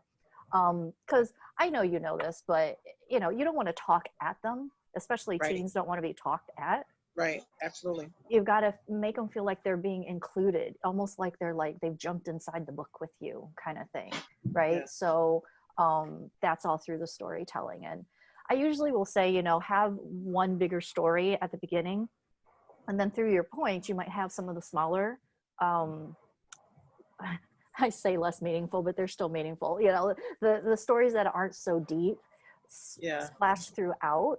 And the other great stories to have in there that aren't necessarily about you are about experiences that you've had with other people, like clients or, you know, stuff like that. Give them real life examples. You know, you could say, you know, I remember when I was talking to Susie in February and just go through that, right? Because they want to see that this applies to them and that you're not just, especially you, right? You're some adult talking from way up here and you're out of touch, Rhonda. You know, like you don't want them to do that. That is one thing that the youth love about me, is that I don't come at them on a grown-up scale. Right. Like I come at them as a person with knowledge, but I come at them talking like, girl, I know how you feel because I was. So there's a story, and I probably need to write like a separate book like about this. So I had a best friend, her name was Pookie, right? But I don't think I should, of course that's her nickname, right? But I think I might change it to Nuki, just in case, right? Yeah, right. And Pookie used to bring a hoe bag to the, like every Friday night, right? That was our NCO night, right? So we're on the base, we partied every Friday night. And Nuki would bring her hoe bag and like her hoe bag. Rhonda laughing because you know what I'm saying, right? She would bring this bag because she knew she was going home with somebody, right? She was really well. She was mixed. Yeah, yes, she was mixed. She was Mexican and white. I'm sorry, Mexican and black. So she was gorgeous back when I was younger, in the '80s and early '90s. Like if you were bright skinned and mixed, you were the girl. It didn't matter, right, Rhonda? It didn't matter. Like if you were mixed and had that long hair, you were the bomb. It didn't matter what. So as time went on, she calmed down some, but she was still wow. Well, some years passed. Just saying the story. We were in Houston because her sister got married, and all her sisters were all cute, right? We were at this, and she had calmed down, was in church some, just really trying to change, right? And I went to the bar, and these guys at the bar said, "Man, look, is that Pookie?" So I'm like, they said, "Man, Pookie is a freak. She was a homeschool, and she probably still." So the story of that story is, because I'm gonna use her a lot, is that be careful what you do because it follows you, and you have to be careful what you say and how you act. Because even when people see you years after that, Yeah. so this goes into the whole social media, which you post your pictures. So that's my story. That's like going to go on that, but I really want to use her like a whole lot. I think I'm going to have to change her name though, like in case she reads the book, and she'll say, "Pookie, is she talking about me?" So I'm with you on what you're saying because I want to do that, and she's my main like I want to have characters Yeah. like like throughout the book. So Yeah. thank you. That was really good. And Good. so I got the workbook. I got so for my Facebook page that I'm in the process, I have a friend that's helping me so it can look proper because with me it's not going to look proper. It's going to look like a 5-year-old did it. So so my name is the DM Squad, right? The Daughter Mother Squad. So I wanted to ask you, what do you think about this DM to DM Squad, which means direct message to to daughter mother squad. Like, is that too much, or I just think leave there's it too at much. the DM? Okay. I think DM Squad's good. Okay. Okay. So of course you know that I pushed my book back from February the 14th to the 22nd. No, I told you that, right? I did tell you that, right? Because we text. Because we text and remember we talked about we talked about the Valentine's Day because it was set for Yeah. Oh, yes. Okay. So Yes, I'm with you. so I still want to make it be like about love, and all the Valentine's stuff will be on sale. but but what do you think about me having like an actual a release party, even though I know that it's a downloaded book, right?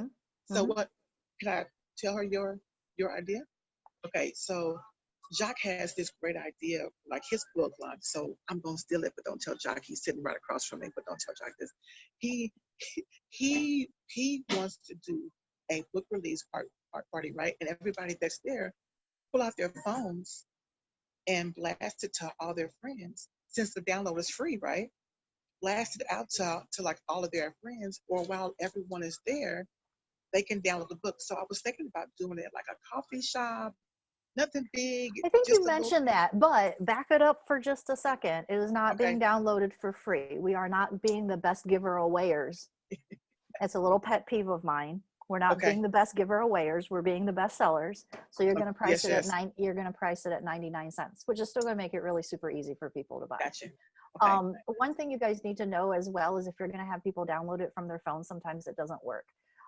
Especially if they have an iPhone and they have the Amazon app, like the Amazon store app on their phone, and they go through that, it doesn't work. They have to go on Safari, type in Amazon.com and find your book so that they can actually buy it, because Apple wanted, no, other way around.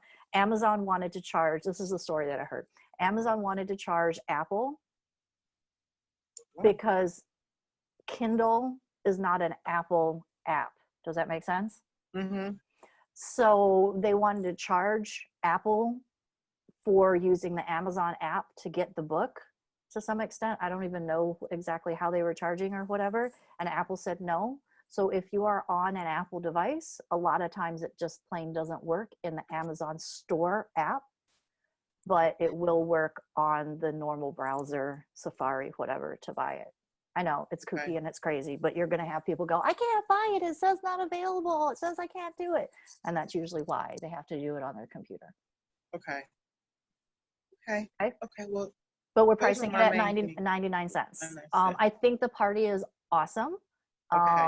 I think that's great. You can get everybody together and blast and, you know, share. That's It a was great his night. idea, but I said, "Oh my God, that would be really cool." Like to Yeah. just start to just And you blast could out. live stream about the party, and like there's so Yeah. many different things that you could do. So yeah, I think that would be Okay. great. Mhm. See, you're the bomb, babe. You're the bomb. I do everything is. About it. So That's so like I think that's it for me right now. But I know there's more. But that was my main thing. So Okay. I'll pass Okay. the mic. Mic check. Jacques, unmute yourself. Hi, Vicky. Hi. I'm like the worst student you had in years. Don't I've say made that. the most pay. Oh, but I Yeah, can't I'm hear getting you better. so well. Rhonda was Um, so clear, but I can't hear you so much. Yeah. Can you He's can you hear me? Can you hear me? Can you Mm, hear me? Can it's you in hear and me? out. It's in and out. Can you hear me? My Yeah. it's my Yeah, you keep freezing. yeah. Go jump over and use Rhonda's. I gotta get ready to go to class.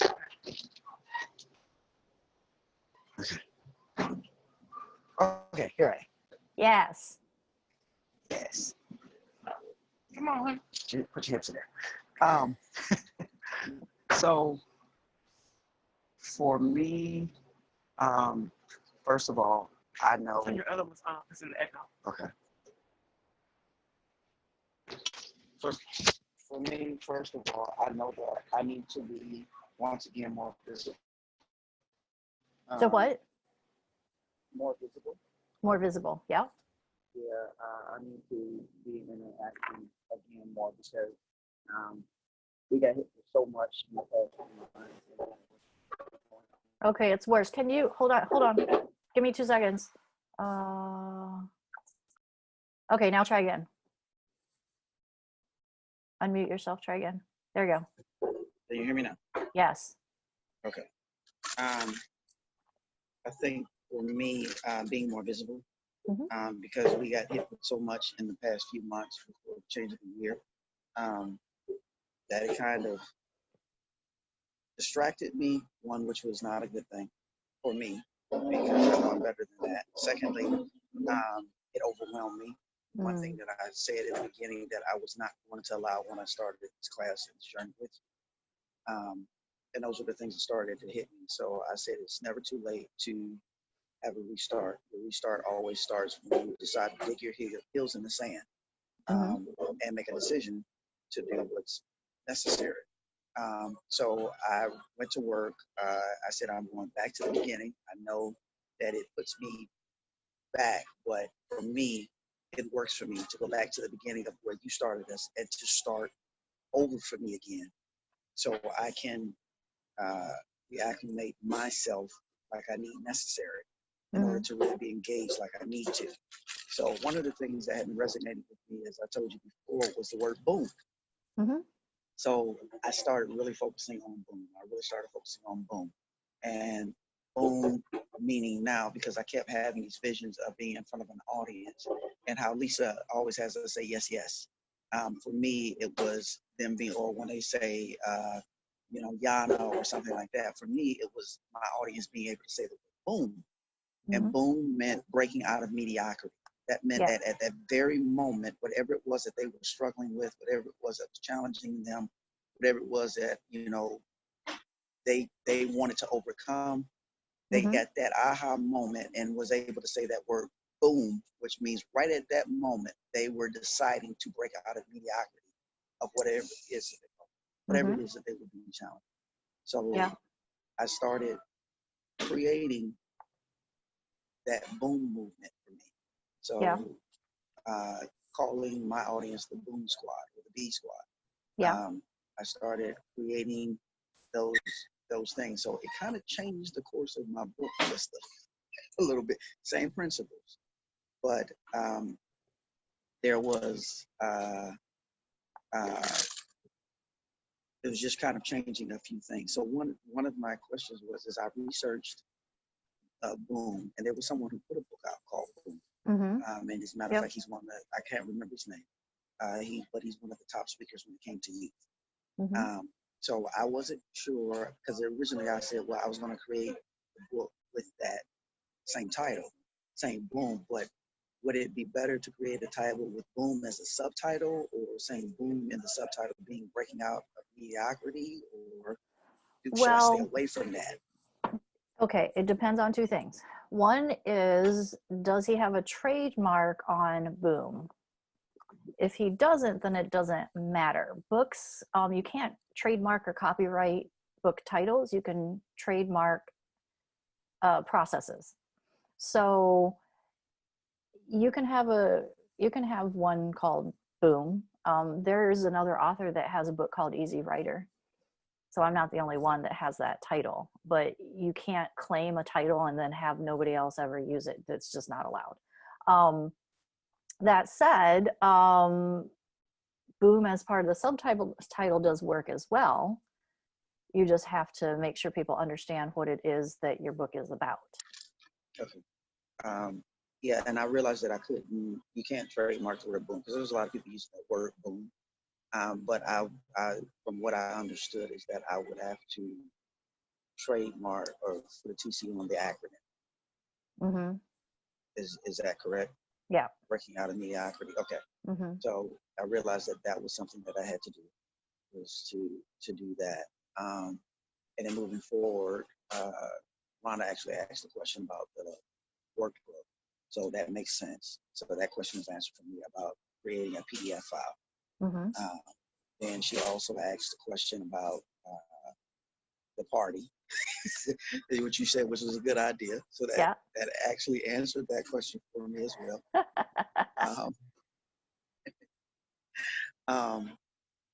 I guess for me, I think you kind of, you did answer the question about speaking engagements. It's about, because in my mind, I wanted to be able to speak at minimal 8 times a month.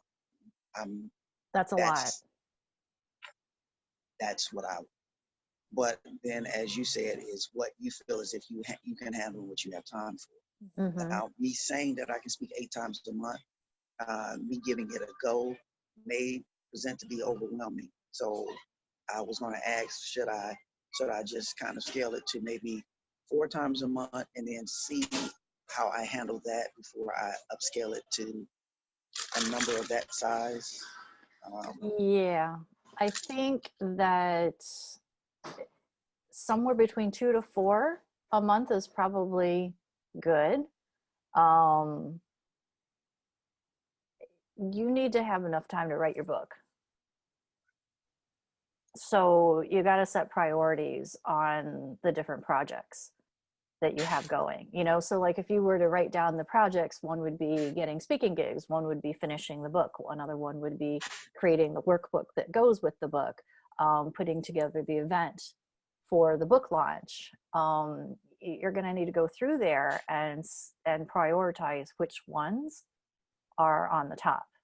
I mean, I could tell you, I think but Book first. Because the book, you can still you can do it on an accelerated pace if you wanted to, even rather than writing it in 60 days, you write it in 30 days.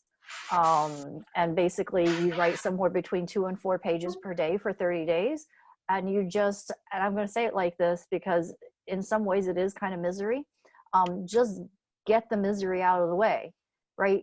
2 to 4 pages for the next 30 days, the book is done. Then you're free to go off and do all these other things that you want to do so that you're not distracted.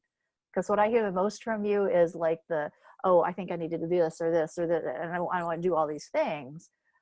And all the things are great, but if you do a little here and a little here and a little here and a little here, none of it ever gets done.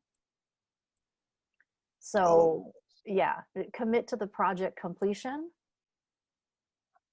And it's kind of like, what did I tell Rhonda the other day? I don't remember what it was. Like during the week you can do this, and then on the weekends you can do that. I don't remember what it was. During the week, wite the book, and on the weekend she can do everything else that deals with social media. Yeah, whatever Social shiny pages object up. syndrome you have. Because here's the thing, if you have shiny object syndrome and you love to do a bunch of different things, there's no change in that personality. Like, I don't really think that's going to do anything. And me going, oh, you're not allowed to do that, is just not going to be helpful. You just have to figure out where you're going to put it in your day and how much time you're going to allow yourself to devote to it so that you can still get the things that you really need to get done. Gotcha. Yeah. That makes that. I will take that. Everything that you give me, I take it to heart. Yeah. And here's the So- thing too, Jacques, is that once you have your book done, you'll have so much more to really be able to say to a conference coordinator or an event coordinator, to be like, you know what, you really need to have me, and you need to pay me, and you need, you know, all this stuff once the book is done. Like, you'll be able to bring the books. You'll be able to say to them, hey, you want to buy, whether it's 50 copies or 1,000 copies, for your whole entire audience, I'll give you a discount off of the Amazon price, because you're probably going to price it at, I don't know, 15, 20 bucks. And then you'll say, hey, you can have bulk amount at $10 a piece. And then you're going to make $5 to $7 per piece. And you know what, 1,000 of those that they're going to buy at $5 a pop, you just made yourself another $5,000 on a speaking gig. Gotcha. So you need to have this piece. And especially because, you know, after starting in February, we are actually, I know you guys are like, what, February? No, it's Months right here. 2 through 4 is actually over. Wow.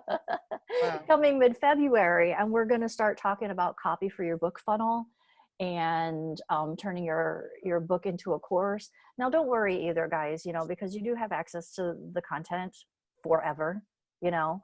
But I am also not saying drag your heels, right?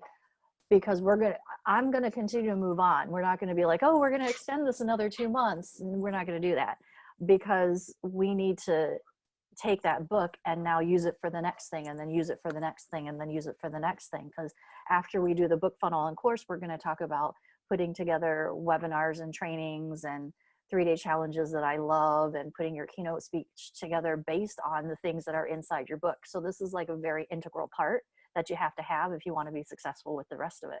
So just make sure it's a priority. Here's a question that Rhonda, I think, kind of asked, Mm-hmm. meaning the other Rhonda Wood. As far as engagements that you're invited to. Now, I was invited to do a morning talk show in California. I forgot what it was, but the catch-22 to that is that in order to be a part of it, it was a $4,000 me pay kind of deal. I really believe that a lot of those people, and I'm not saying all of them, I'm saying a lot of them, prey on the people who are like, I really need to just catch my big break. And I don't really think it works that way.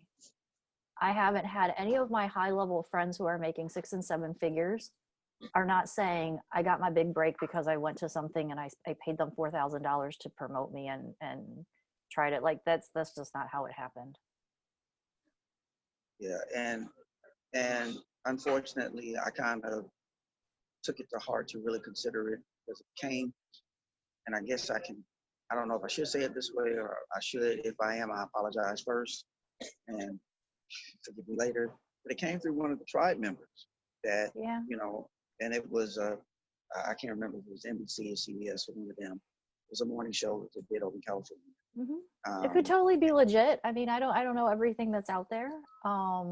But again, you know, you have to do your due diligence on everything. Ask for their referrals. See if, you know, what are the outcomes that really happen? What am I getting out of it? If it's a $4,000 investment and you're gonna end up, you know, recouping an ROI of 2 times that amount, then it may be worth it. I mean, that's better than you do on the stock market, but you really have to evaluate all of the things. And there's no shortcut. I think so many people want the shortcut to it, and there's really not any shortcut that I know of, that I've heard of, that I've had my friends tell me. And I'm in some high level masterminds with people making some big bucks.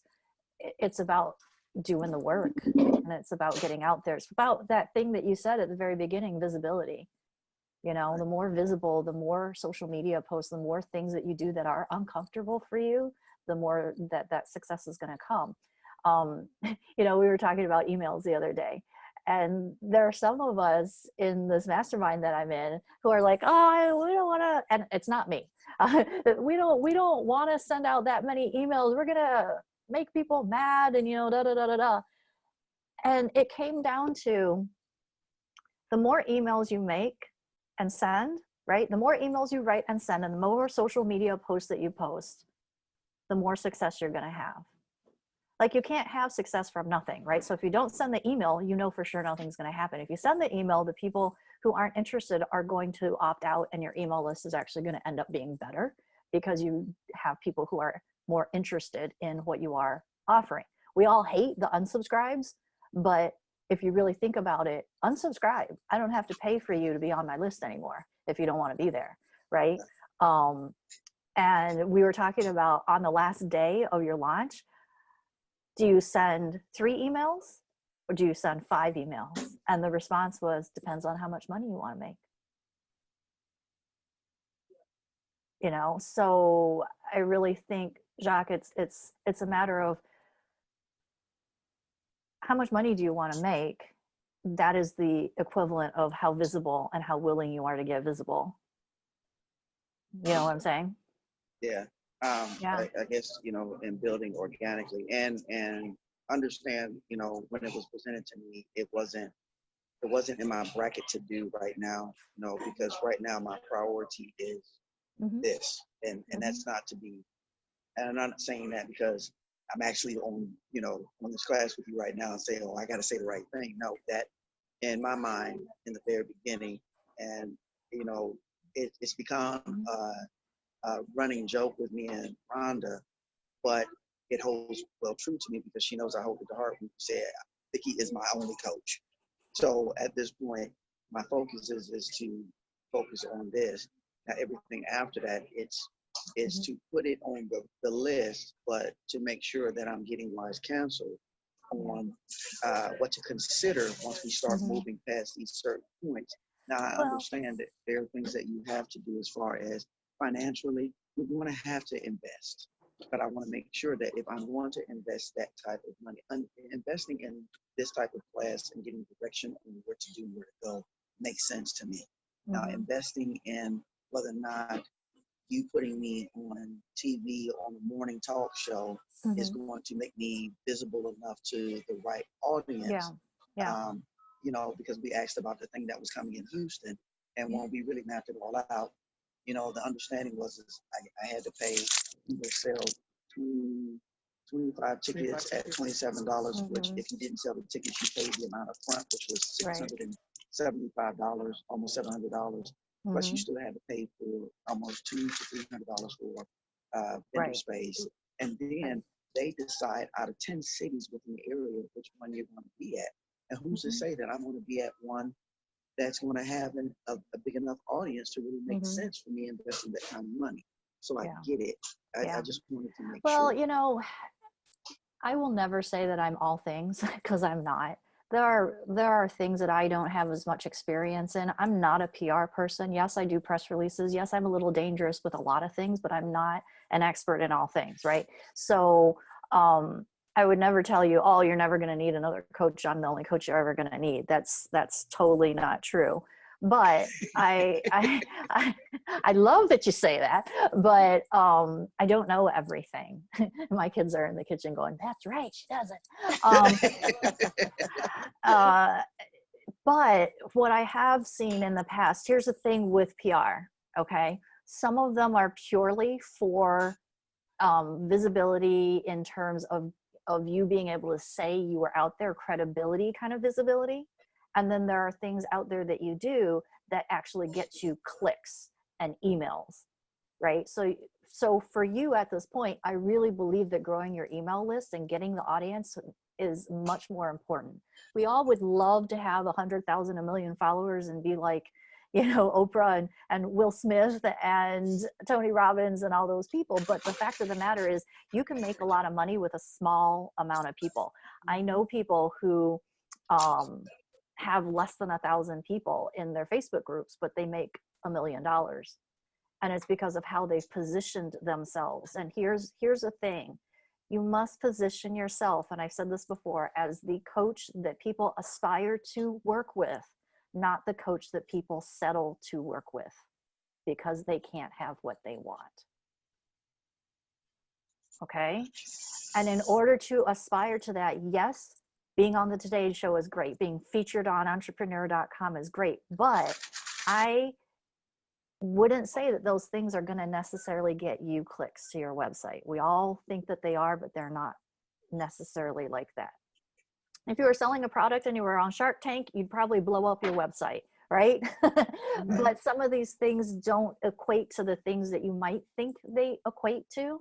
You know, like even though I'm writing you guys' press release, I'm very upfront with people about press releases. Press releases are the first line of defense is they're written for journalists. It is supposed to be newsworthy. It's so that a journalist, if they are wanting to interview somebody, they're doing something about that topic, right? That they would be able to say, you know what, let me reach out to Jacques and get a quote from him. Press releases, as great as the reach looks and as fabulous and as ego enhancing it is for us, it does not necessarily get you website clicks. It is going to get people go, oh, wow, he's been seen on ABC, NBC, CBS. Oh, that's amazing. And that helps you with your credibility and your authority. And that helps you with, guess what? I charge $10K now. You know, that's what it helps you with. And then you gotta really look the part. It was so funny. My sister and I were talking about it this weekend. She's in marketing as well. And one of my, and I know I've mentioned this before, one of my very good friends had said to me, guess what? Regardless of what level you're at, you always have to look above the level that you're at, right? You don't want to sit next to somebody in a coffee shop and they go, oh, he's my peer. No, you want them to sit next to you and go, oh, wow, I get to sit next to Jacques and he's actually talking to me like a regular person. He's a regular person. And I'm so amazed that this guy who is so amazing and has all this success is paying attention to piddly little me. You know what I'm, again, not ego, but you have to look like a success, act like a success. What is that? That is Steve Harvey's book. And you got to dress the part for it, and part of dressing that part for it is your best-selling book, the features you might have, you know, all of those stuff, those things is what you're dressing with, right? And what you're dressing with isn't necessarily going to be like, oh, that interview on the Today Show got me 500 more people or 2,000 more people or whatever on my email list. And I'm not saying that it doesn't ever happen, but there's different parts of PR have different purposes. Just like when you, let's say, boost a post on Facebook ads, which don't boost a post. I'm not telling you to do that. It's not a good thing. You'll waste your money. That is for engagement. Facebook created boosting so that you could get more engagement on that post. However, if you do a Facebook ad is so that you actually, if you do it as a leads and a conversions, you're getting emails at the end, right? You're growing your list. So the goal is, there are two different goals. Boosting a post, you get engagement and people know more about you and you have a certain level of visibility. You using a Facebook ad is going to get you people to your email list so that you can nurture and you know exactly who they are. So different parts of PR have different purposes as well, right? So hopefully that was my long-winded, it all has a different purpose. And none of it is necessarily bad nor good or whatever. It's a matter of you need to know what you're getting for the money that you're paying. Okay? Yeah? Right. Okay, work on your book. Yes, ma'am. Yes. Okay, anything else? I believe No, there is something else. I just can't think of it right now. Um, Partnerships. Is that?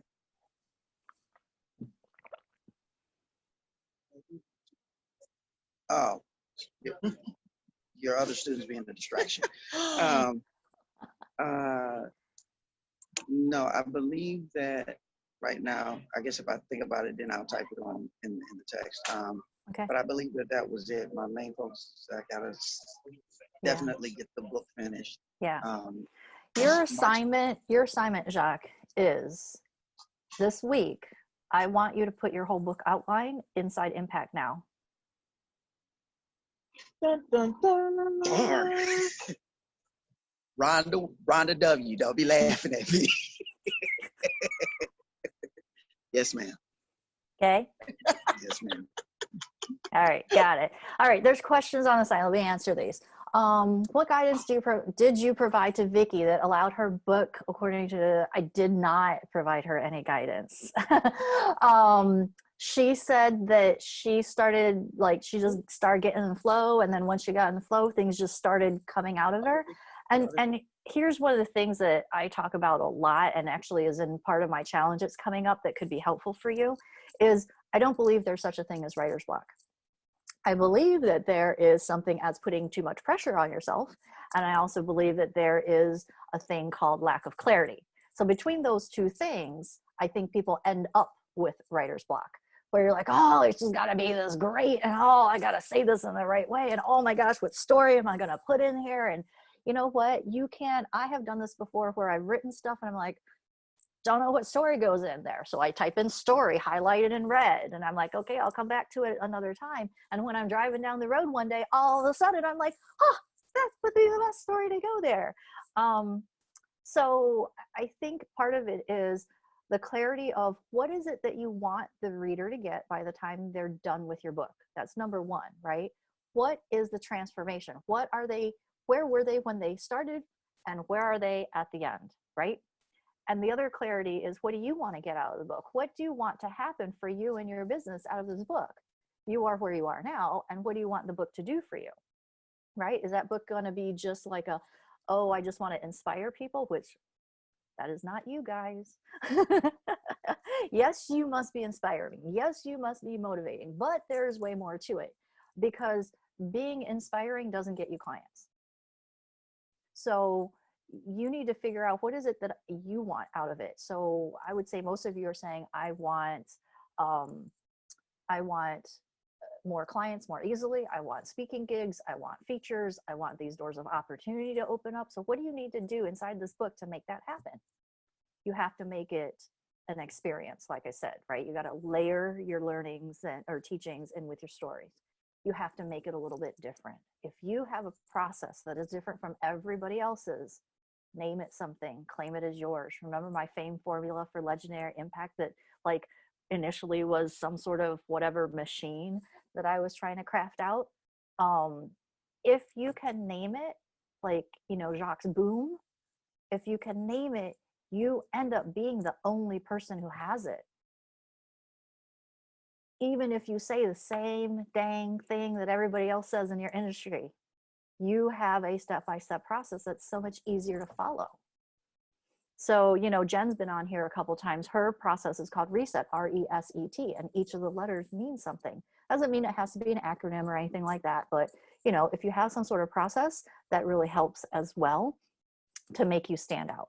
So really hone in and tune in on what do you want the reader to get when they're done, and what do you want out of this? And both those goals have to be accomplished with this book. And that's not me saying it to be like, oh, the pressure is on, it's gotta be this earth-shattering thing. You just have to remember this, right? People love new, fresh insights and opportunities. And they want to know that that possibility is there for them and that they can have it. Opportunity, possibility, certainty.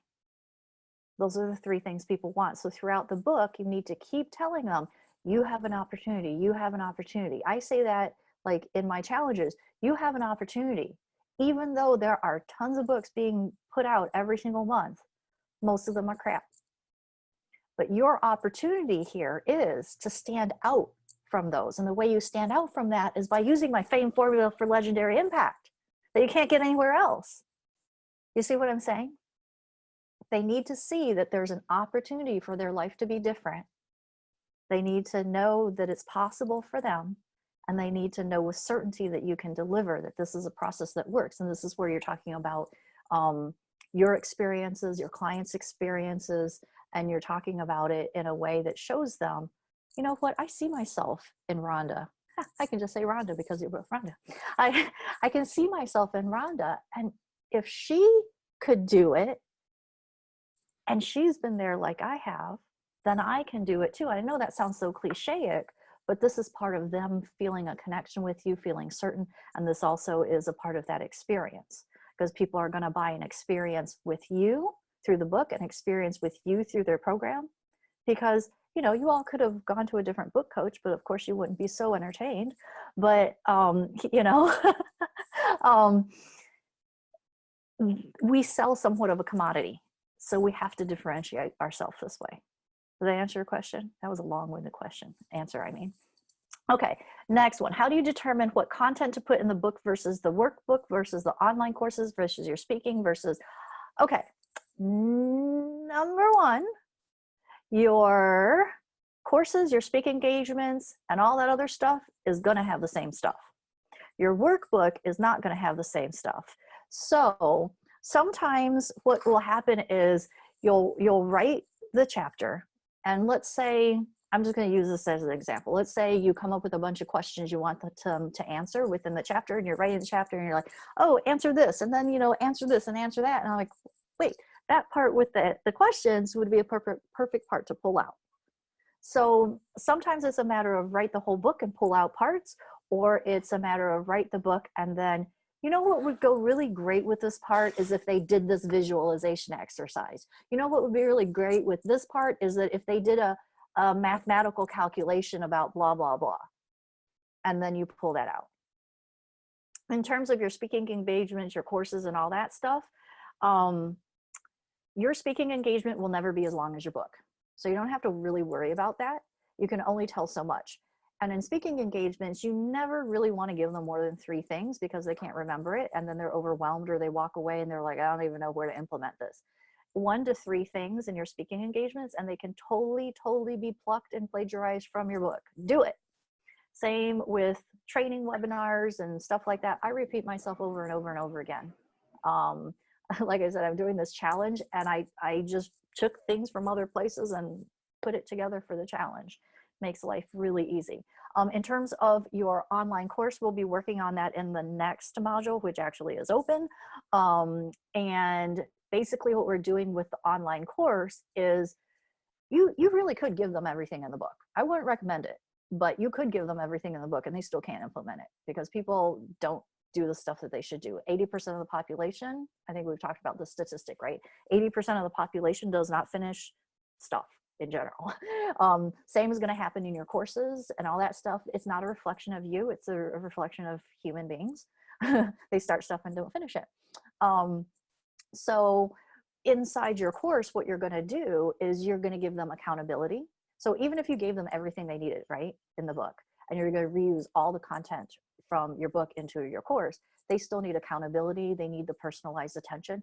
Because Rhonda, you might tell me something and I'm like, okay, that sounds fantastic. It makes a whole lot of sense. And then I go to apply it to myself and I'm like, I don't know how to do this, right?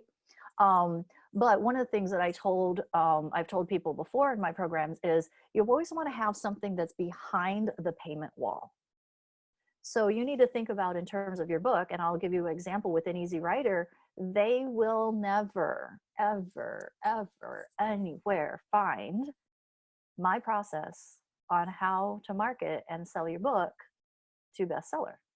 It's just not something I'm willing to give away for free. So that is behind the payment wall. They might get some stuff about seeding, but they won't get everything about seeding either. So that's mostly behind the payment wall, you know? So in terms of what you're putting in the book, there might be something that you say, you know what, this is really proprietary to me. And I don't want to share that, and not sharing it doesn't really distract that much from the process. So I'm not going to put that in. That's going to be behind my payment wall. Does that help? Okay. What of your content should be free versus paid? Free should be short stuff. Whenever I make freebies in the training that Ina did, what I said was, you either want to go so deep, but not all the way, or you want to give them something that they need before they need you. So what do they need before they come to the point where they're like, oh, Brenda, I really need you to help me with this next step?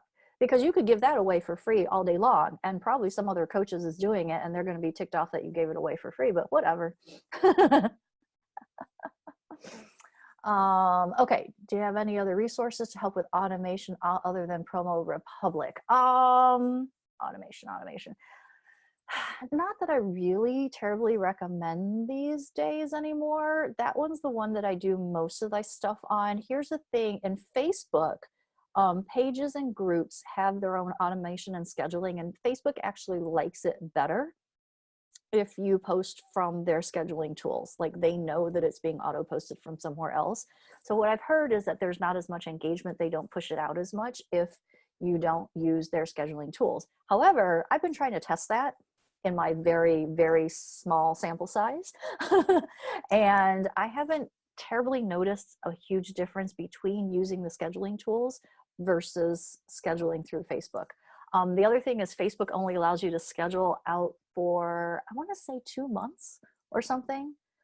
So for example, the Zoom link calls, right, that we see in Impact Now, I could schedule them through March in the Impact Now Facebook group, but if I really wanted to schedule them through July, which they are scheduled through July, I have to do it through Promo Republic because they don't allow more than 2 months. And I don't want to always have to remember, okay, on March the 13th, I got to go back in there and do 2 more months and then 2 more. It just becomes this ongoing project, and I just want it off my plate of things to do.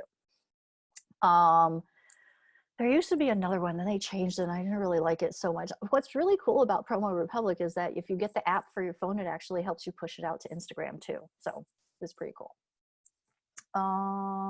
Where you find my interns through Gen M, I can throw a link in Impact Now. I believe you get like 25 bucks off. So they changed their platform. It used to be that you bought like what they called a credit, and you would get an intern for 3 months. And I think now they're doing like, it's like a month by month thing. I'm not 100% sure because they just changed it in December, and I kind of freaked out. I'm like, what'd you do? I liked it the way it was. So I can throw that link in. And here's the thing that you want to make sure when you're getting an intern, because people have a love-hate relationship with interns. Interns are kind of lazy sometimes, depending on who it is that you get. Do not hire the high school ones. They don't, as much as we think they're great at social media, they aren't mature enough to do our stuff. So they might be really great and understand Instagram and stuff like that, but they're not mature enough. That's what I found out, even in college students as well. I like to look for the interns that have work experience or saying, I'm working this job, but I want to be in this industry instead. And usually the Gen M, I think they're calling Acadium now, but they are connecting you with marketing interns. So I like the people, like the one that just ended in January 2nd. She was somebody who'd been in corporate for 10 years. And she says, I want to now move to digital marketing, but I don't have any experience in it. I have experience from my classes in college, but I don't have practical experience, so nobody's going to hire me. So I liked her because like she was conscientious, she showed up, she did her stuff, and she could research and find out stuff instead of being like, I don't know how to do this, or, you know, making my stuff pink. Like I will never forget that first intern. He was this really sweet college guy, but he thought since I was a girl, everything needed to be puffy pink clouds in my social media. I'm like, no, I like pink, but it's not my brand color. So anyways, the best thing with the intern is to know exactly what you want them to do. So like this list that I had showed you early with like what I want, graphics, quotes, automating things, scheduling things into Promo Republic for you. So like I'll create the copy, tell them what date and time to put it out. You go grab a graphic. Here's the set of graphics that I have in Canva. Go put it out there. And then I go back and check it. So yes, that's what I do with the interns. Just make sure you um, don't go with the first one all the time unless it like is totally awesome. Interview it like it's a job, because it is, and you want them to take it as if it's a job, not sort of this thing. And I think that's what happened with the college students. They were like, oh, I just need to have an internship on my resume.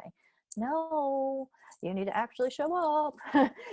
So they're supposed to come and work for you 5 to 10 hours. Most of them are probably going to work on the low end. Like, we want them to work 10 hours. They're thinking, I'll do this internship for 5 to 10. Okay, I'll give them 5. So just expect the 5. And if you get more, it's a bonus. Okay. Well, the majority of our revenue generating resources come from the book, funnels, freebies, etc. Your revenue generating resources. Yes. So the resources, so what you're meaning is the enticing, juicy things that get them into your community. They will come from the book. Yes. The funnels.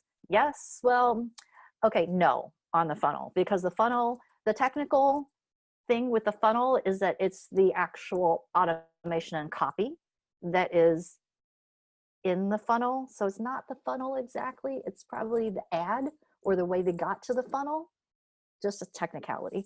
And they probably got to that funnel through the book or the freebie, right? Your other revenue generating resources are going to be your social media posts, the videos that you do, all of that stuff. So that's why Storytelling for Stages and Pages, the other program, that you guys have access to, is so very important, because it has all the different storytelling formulas, how to post on social media, the 30-day social media posting, that type of stuff. I spend the majority of my time creating content, only because there are copywriters and content creators, and I do that from time to time for people as well. But I know my voice, and it's hard for somebody else to write your copy and be inside your head and know your stories, especially if you're going to be a storyteller, which I'm hoping you guys all are intending on being storytellers forever. Storytelling marketing is like the thing for this next decade. You get this down and you will be so far ahead of everybody else. And there's no way for somebody else to craft the stories that are in your head, because they just plain can't know them. You know what I'm saying? So I spend probably the majority of my time crafting content and making stuff up about things to say. And it's darn stinking good thing that I like to talk. So yeah, hopefully that answers that question. Ready to make travel arrangements. I do not have a confirmation on the photographer. She's potentially changing her regular, normal, like corporate job. So I need to wait a couple weeks. I want her to be there the whole time, because then she can take photos for me too. So I will let you know as soon as I have that. There's actually an email going out soon about getting some details from you guys, because I need to make sure I know who's coming, because I'm putting the event page together and it's kind of just half slapped together. But I am sending that out soon, and then there's a Google form to RSVP and all that stuff. I generally, just from a personal perspective, like to travel the day before an event. I know some people who like to travel 2 days before, just so they can get settled in, relax, whatever. So it's really up to you when you want to come in. And then depending on if you're going to have your photo shoot during those days, or if you're going to try to schedule to have your photo shoot on Sunday or whatever, you might stay another day. So the event is basically going to go from the 23rd to the 25th. On the 25th, we should basically be done around 1 or 2. Because the event that you guys are speaking at is going to be over by 1. It'll be over after lunch. So then we'll be free to do whatever you want. We might come together and just, some takeaways, that kind of thing, but it'd be kind of casual. So yeah, if you had a late flight on Saturday, you could probably catch it if you wanted to. Just so you guys know as well, I think I mentioned it before that they have a shuttle that will take you anywhere in a 6-mile radius. And they are also taking us to the event that day. So it's up to you. You know, sometimes I love having a vehicle, and there's really not a reason to have a vehicle. There are a lot of things very close by if you don't mind walking. Or they have a shuttle that from the morning until I think 9 at night or something will take you wherever you need to go within 6 miles. They did tell me if it was 6.1 or 6.2, it'd still be okay. Just don't ask them for 60 miles. So, you know, that was just another perk of using that hotel, was that they had this feature. What's the longest a course should be? There is no shoulds in life on this one, Jacques. There are courses that are mini courses that are 3 days. There are courses that are 30 days, but they do something every single day of the 30 days. And then there are courses that are a month. You know, like I think very standard is having a course for 3 months is pretty standard, but it's actually in the next module, month 5 to 6. You'll see inside that module, I basically say, when deciding how long your course is, it's not about what everybody else is doing. It's about how long it's going to take people to get the results that you're promising. So you need to give them enough time to implement, and you also need to give them enough time for whatever transformational work they need to do inside and your personal development and all that stuff. How long is that going to take? And sometimes it's a matter of you run the course and you kind of you find out. You know, you take your best guess and they're like, oh, this is a 3-month course. And then you go, you know what, this is actually a 6-month course. And it's just how it is. But I think the biggest thing to ask yourself is, how long do they really need to get the results? Because even though your first objective is to get them to hand you over their money, the second objective is for them to be successful, so that they refer you, they love you, and they want to join your next program, or they're talking about you so that other people join your program, right? And that's not going to happen unless they're successful.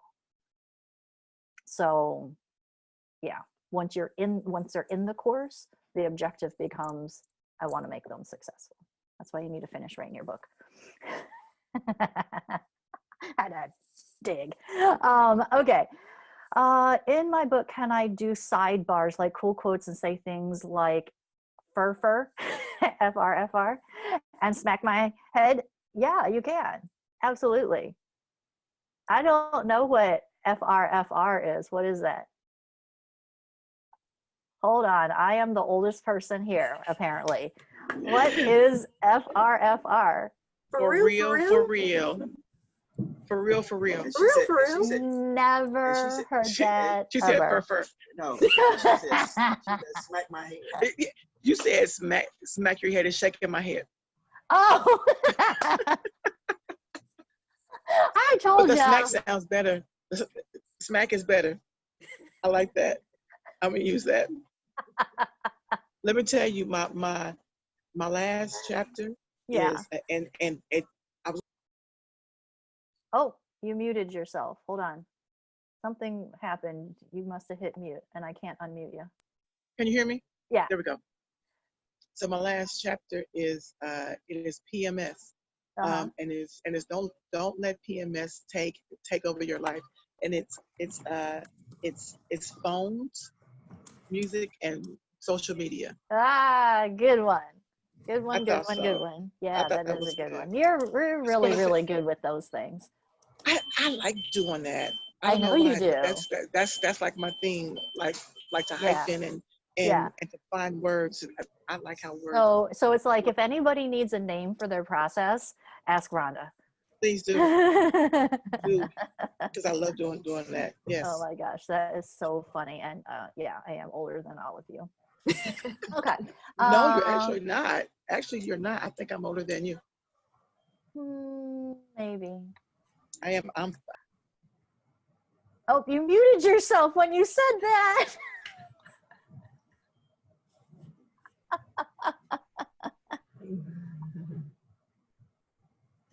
No, still can't hear you.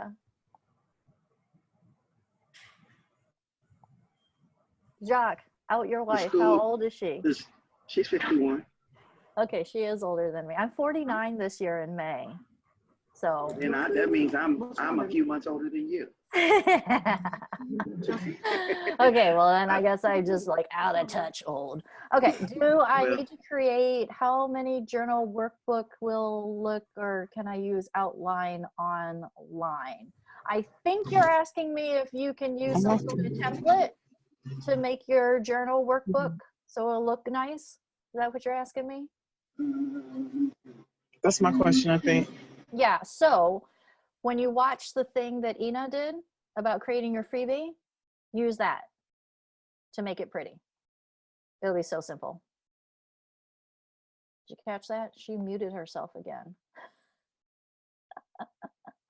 I'm gonna say yes. Okay, where should we be in our book at this point so that I know how much catch up I need to do?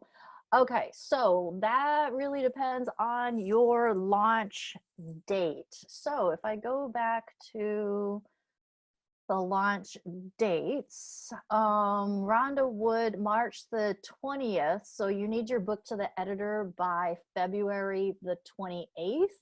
So you would need to probably be, if you're on like a 60-day schedule to get it done, you need to have about a quarter to a third of it done right now. Does that help? And then, okay, she'll And then Rhonda, the other Rhonda, February 21st. So your book needs to be to the editor by the 31st. You should be very That's me? close to wrapping things up. Yes. oh, February 31st. Yeah. I'm sorry, 21st. February 21st. And then It's a Saturday, right? February 21st. February 21st. No, it's a Friday. Okay. Yep. And then Jacques, you need to be done by February 26th because your date was March the 18th because you want to push it about getting the print book done by the time we get to our event. I just gonna be on your case.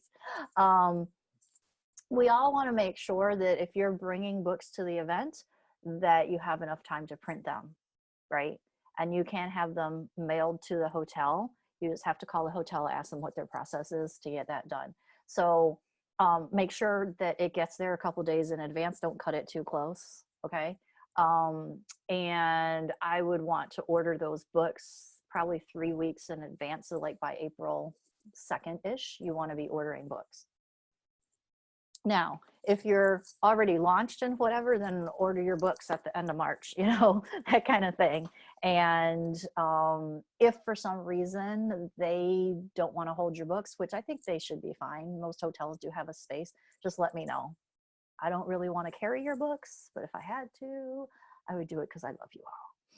So,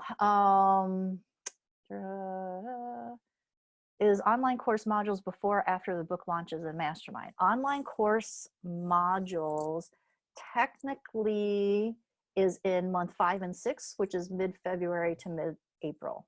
So it would be before the Mastermind, after the book launch. So do we get our own printer? No, Amazon prints them on demand. So basically what you're gonna go do after the ebook comes out, whether it's a day after, a week after, or 2 weeks after, you're gonna upload your print book to Amazon, and then that will be available for purchase as well. And then you'll go into the back end of KDP and order yourself copies of that book. That's what you're gonna do. Do not order the proof copies of the book, because the proof copy ends up having a strip across the front that says not for resale, and it's really ugly. So here's the thing, let me back up a second. If you want to see your book before it's official out there, then you will have to order the proof copy. Leave at least a week for it to get mailed to you. And then once you get it, you can look through it, make sure it looks okay.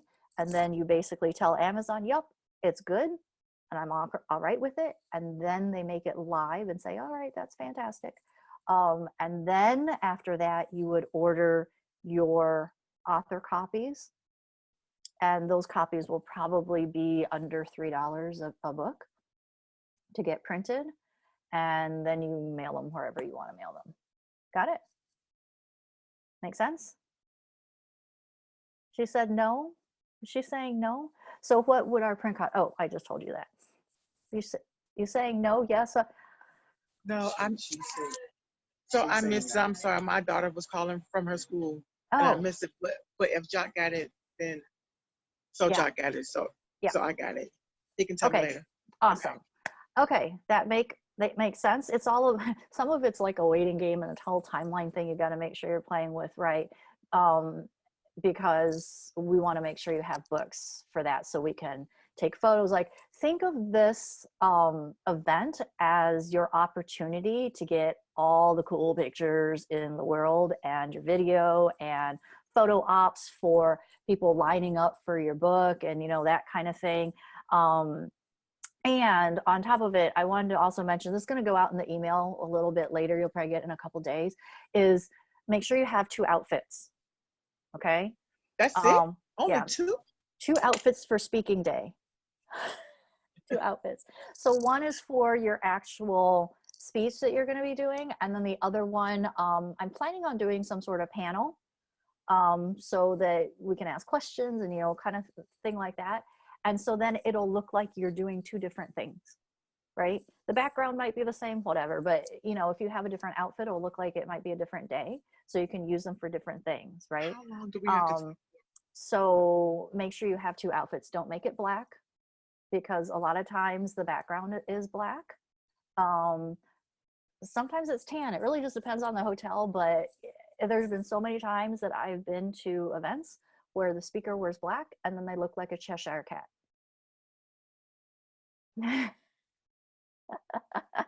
just kind of fade into the background, Besides that, you guys are all a little extra like I am, or else you guys wouldn't be in this program. So you guys need to stand out a little bit more than that. All right. So at least 2 outfits. I am still working on somebody for makeup. And yeah, I think that's pretty much it. We might just be doing your makeup, Sometimes when I watch those TV shows, I look at the guys, I'm like, he's wearing eyeliner, and I can tell. Yeah. You never know. Might be a good thing, because you need to stand out when you're on stage. It's like stage makeup, right? Has to be a little darker and a little more flashy and a little more crazy and that kind of I can't hear them, but I can only imagine. All right, cool. How long does their speech have to be? I knew you would start asking me questions if we went there. It's going to be kind of like a TEDx type of talk. So it's going to be about 15 to 20 minutes. It's not going to be a long thing.